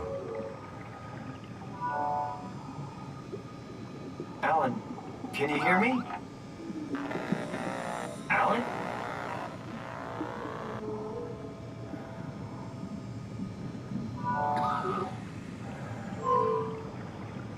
Yeah. Engine failure. Pertinent there. So he's no longer responding, and if you go, where was the... Here you can see 216 over there probably is sinking into the abyss from engine failure and is clearly insane. So, what's it doing? So we need to look for one that actually works, and spoiler alert, as far as I know, 840 doesn't give you anything, but 049 is at Theta, and 049, yep, okay. That's one up top. That's where we want to go, so we'll go back to this control unit thing, and we know that that's up there. So, 5.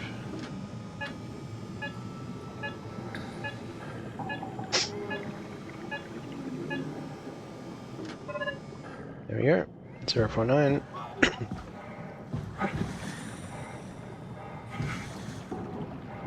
And we'll call that Zep.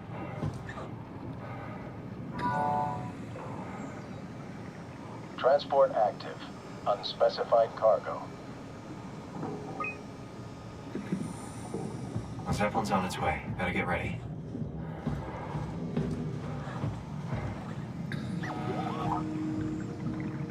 You can see there's another corpse here. And there's the Zeppelin. That's definitely the Zeppelin. I think if you stand under it, it'll actually crush you, but I won't do that. Pretty sure there's a clip of someone doing that on YouTube anyway.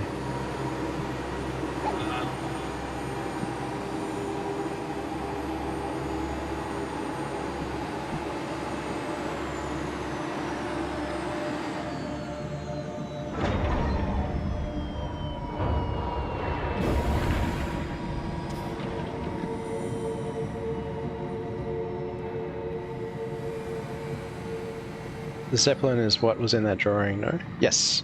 It's good to see you're paying attention. So one of Amy's drawings early on actually had a picture of the Zeppelin. It's got a data buffer, so let's have a listen. Do you hear me speaking? Of course you do. I wanted to let you know that I know. You didn't blindly pick me out of the herd. The slow waves of Delta crashing against the shore have an undertow that pulls you into a slumber. It's a beautiful thing. And I won't be selfish. I will help. Tuck them in, watch them sleep. They too will find peace within the universe of the WoW. So again, if you're paying attention, you can kind of put two and two together. That person over there in the diving suit, who is clearly alive, we can't mine their last moments, and they're breathing. He's put them to sleep and has connected them to the WoW in some fashion, or at least he believes he has. But we'll learn more about that later. Calm down, we're safe. Oh, it's really disconcerting popping in and out of existence like that. Where are we now? Delta, at least that's what you said before the crash. Oh, right. Of course. Is this a Zeppelin? Appropriately named. You think it can get us to Theta? It's a cargo transport. They use them for moving materials between the sites, anything that's too big for the shuttles. I'm sure it can carry us. Why won't it work? Come on. Oh, the tool chip is bust. Isn't that part of the Omni tool? Look who's been paying attention. I had to deal with that back at Upsilon. Then you know how it works. We need to get a new tool chip and switch it. Care to point me in the direction of the closest tool chip storage? I think it would be easier to just take one from a robot. What? Just knock a robot over the head and steal their chips? The toolbox over there says it has a stun baton. You could use that. Come on, I don't want to hurt anyone. Isn't this a bit much? It's just a robot, Simon. We're just robots. Sort of. I'll get us a chip. I feel awful. The robots only appear intelligent. They're much more like dogs than humans. I wouldn't hit a dog. Sorry, poor choice of words. I don't want to hurt anything. Well, we need a tool chip or we're stuck here. Take the stun baton from the box I opened and hunt down a robot with a working tool chip. Take the stun baton from the box right over there and then go look for a robot with a working tool chip. Take the stun baton from the box right over there and then go look for a robot with a working tool chip. Guess I have no choice. I'm not touching them. So, the game gives you this choice here, and this is what I was talking about with it being so ambiguous. We gotta knock out a robot now. We could knock out the K8, who's been really helpful to us, and may or may not actually have a sentient brain scan in it. Or we can go find that delusional bot who definitely has a brain scan in it, but is delusional. And the game makes it even harder once you choose now. I kind of like the little robot. I just say we can keep things classy even when women aren't around, you know? And this dude's a bit of a noodle, so we're gonna give him the old 1-2 with this thing, but it's gonna be really unpleasant. Yeah. You're so full of shit, Brandon. I've seen you when payload manager Alice Coster shows up. Oh, come on.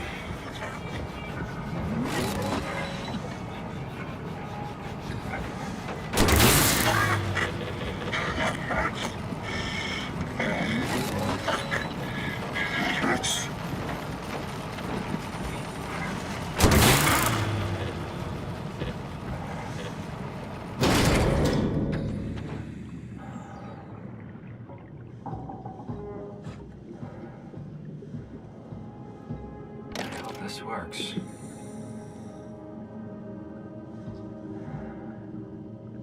Another one of those interesting and uncomfortable decisions the game makes you do. And the thing is, I think that if you do the K8, it actually takes more hits from memory. Don't quote me on that, but I think it does.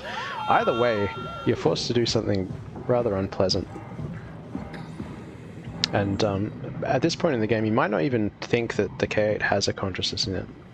But you still feel bad if you have to kill it. It's been so helpful. I actually don't know, and I don't know if anyone's actually attempted to translate it, like via the Morse code, or see if there's anything about the beeps that might be meaningful. So if anyone out there finds this and has some awareness of that, please do share, but I'm not aware of anything. But I'm also not going to sit through like 100 threads of really dumb takes on Reddit to see if someone has actually done it, so yeah. Anyway, we'll wrap this up.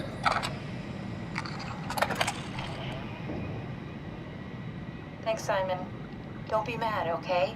We really needed that chip. We'd be stuck here. Could you do it? Kill a robot like that? I get attached to them too. I'm not a monster. But in this case, it had to be done. He was talking. I mean, he was delusional, but he seemed sincere. Present. Yeah, well, I'm sure it's fine. Was he really that different from us? It's just beginning to sink in. I mean, really sink in. I'm a robot. Didn't we cover this already? Guess I've known ever since I woke up at Upsilon. I just keep suppressing it. Like my brain doesn't want me to think about it. It's really getting hard not to think about it. Yeah. Could you maybe hit that switch over there so we could get moving? Oh, yeah, sure.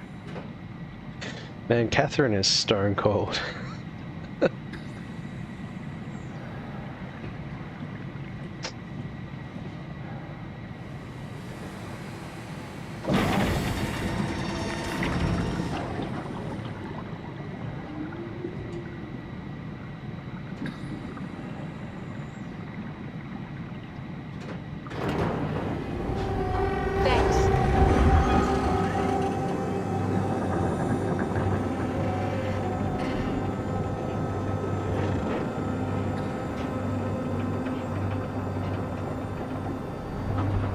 I don't know why the frame rate tanks in this part, but it does.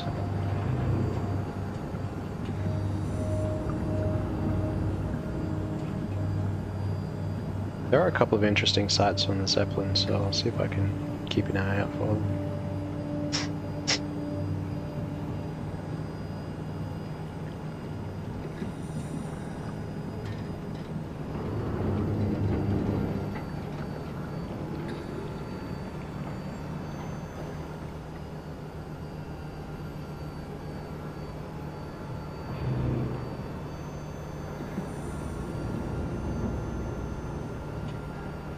You're really good back there, Simon.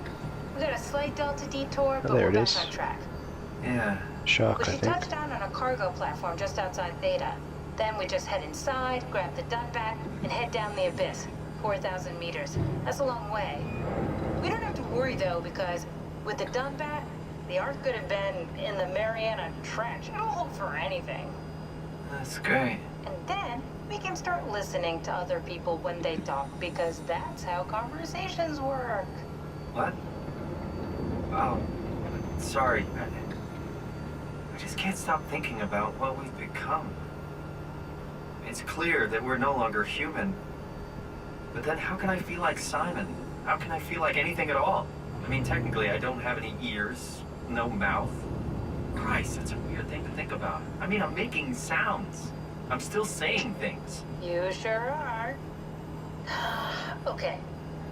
Your new body most likely has senses similar to those you had as a human. And your mind, only knowing one way to perceive the world, superimposes that skill set on top of your new features. So my mind is covering it up, pretending nothing's different. If it didn't, you'd probably be incapable of interacting with the world at all. And the stress would either kill you or make you go insane. So I've found a good balance between awareness and ignorance. Does that mean I shouldn't think about this stuff, or are my thoughts actually making me cope? Could I tip the balance by suddenly gaining some insight and go insane? I wouldn't worry about it. I mean, we have real things to deal with. Saving mankind, remember? Speaking of which, we're closing in on Theta. I'll eject the Omnitool. As always, don't forget to take me with you.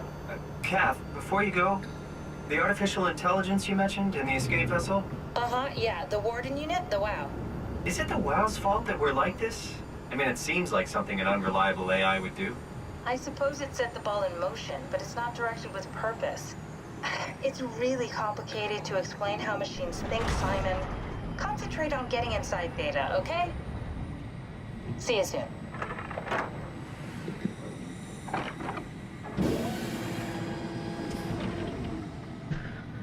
So I think that's probably a good point to call it, given that we just saved. Should we have encountered a mirror? I actually don't recall if there's one at Lambda. There's definitely, well, almost certainly not one in the Curie. Pretty confident in that.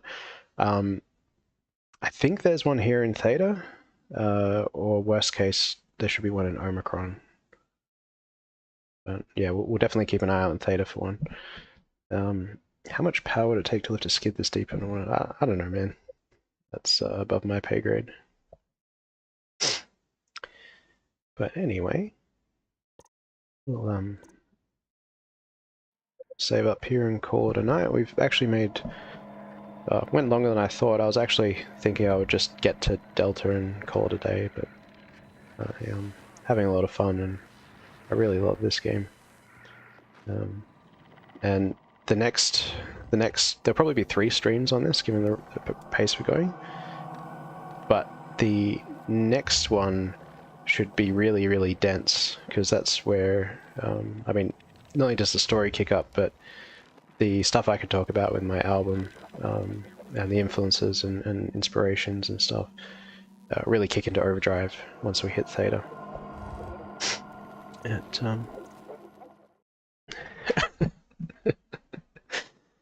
Yeah, you can go dream of being zooms, I guess. But thanks everyone for hanging out. It's been real, and thank you for bearing with me while I spoke out about this game. It truly is one of my most favorite games of all time, and yeah, as mentioned, it's had a massive impact on this whole musical project, which probably wouldn't exist without the game, to be honest. But I hope everyone has a very good week to come, and if you find, or if you're interested in what I've created, there's been the link in the chat to the playlist. I'll drop it again in the video description or a comment or something. But I do post all the lyrics on each of the songs, so if you go through and read the lyrics, it will, you know, knowing now that it's a love letter to Soma, you'll be able to read those lyrics and really start piecing it all together. Now I have taken a few creative liberties, which, you know, as you do with any art form, it's not a retelling of Soma. It's an artistic interpretation and tribute, I guess you could say. But yeah, you'll be able to read it and sort of understand what I'm getting at with some of the things. So anyway, thanks for hanging out. Take care, everyone, and we'll see you in the next stream.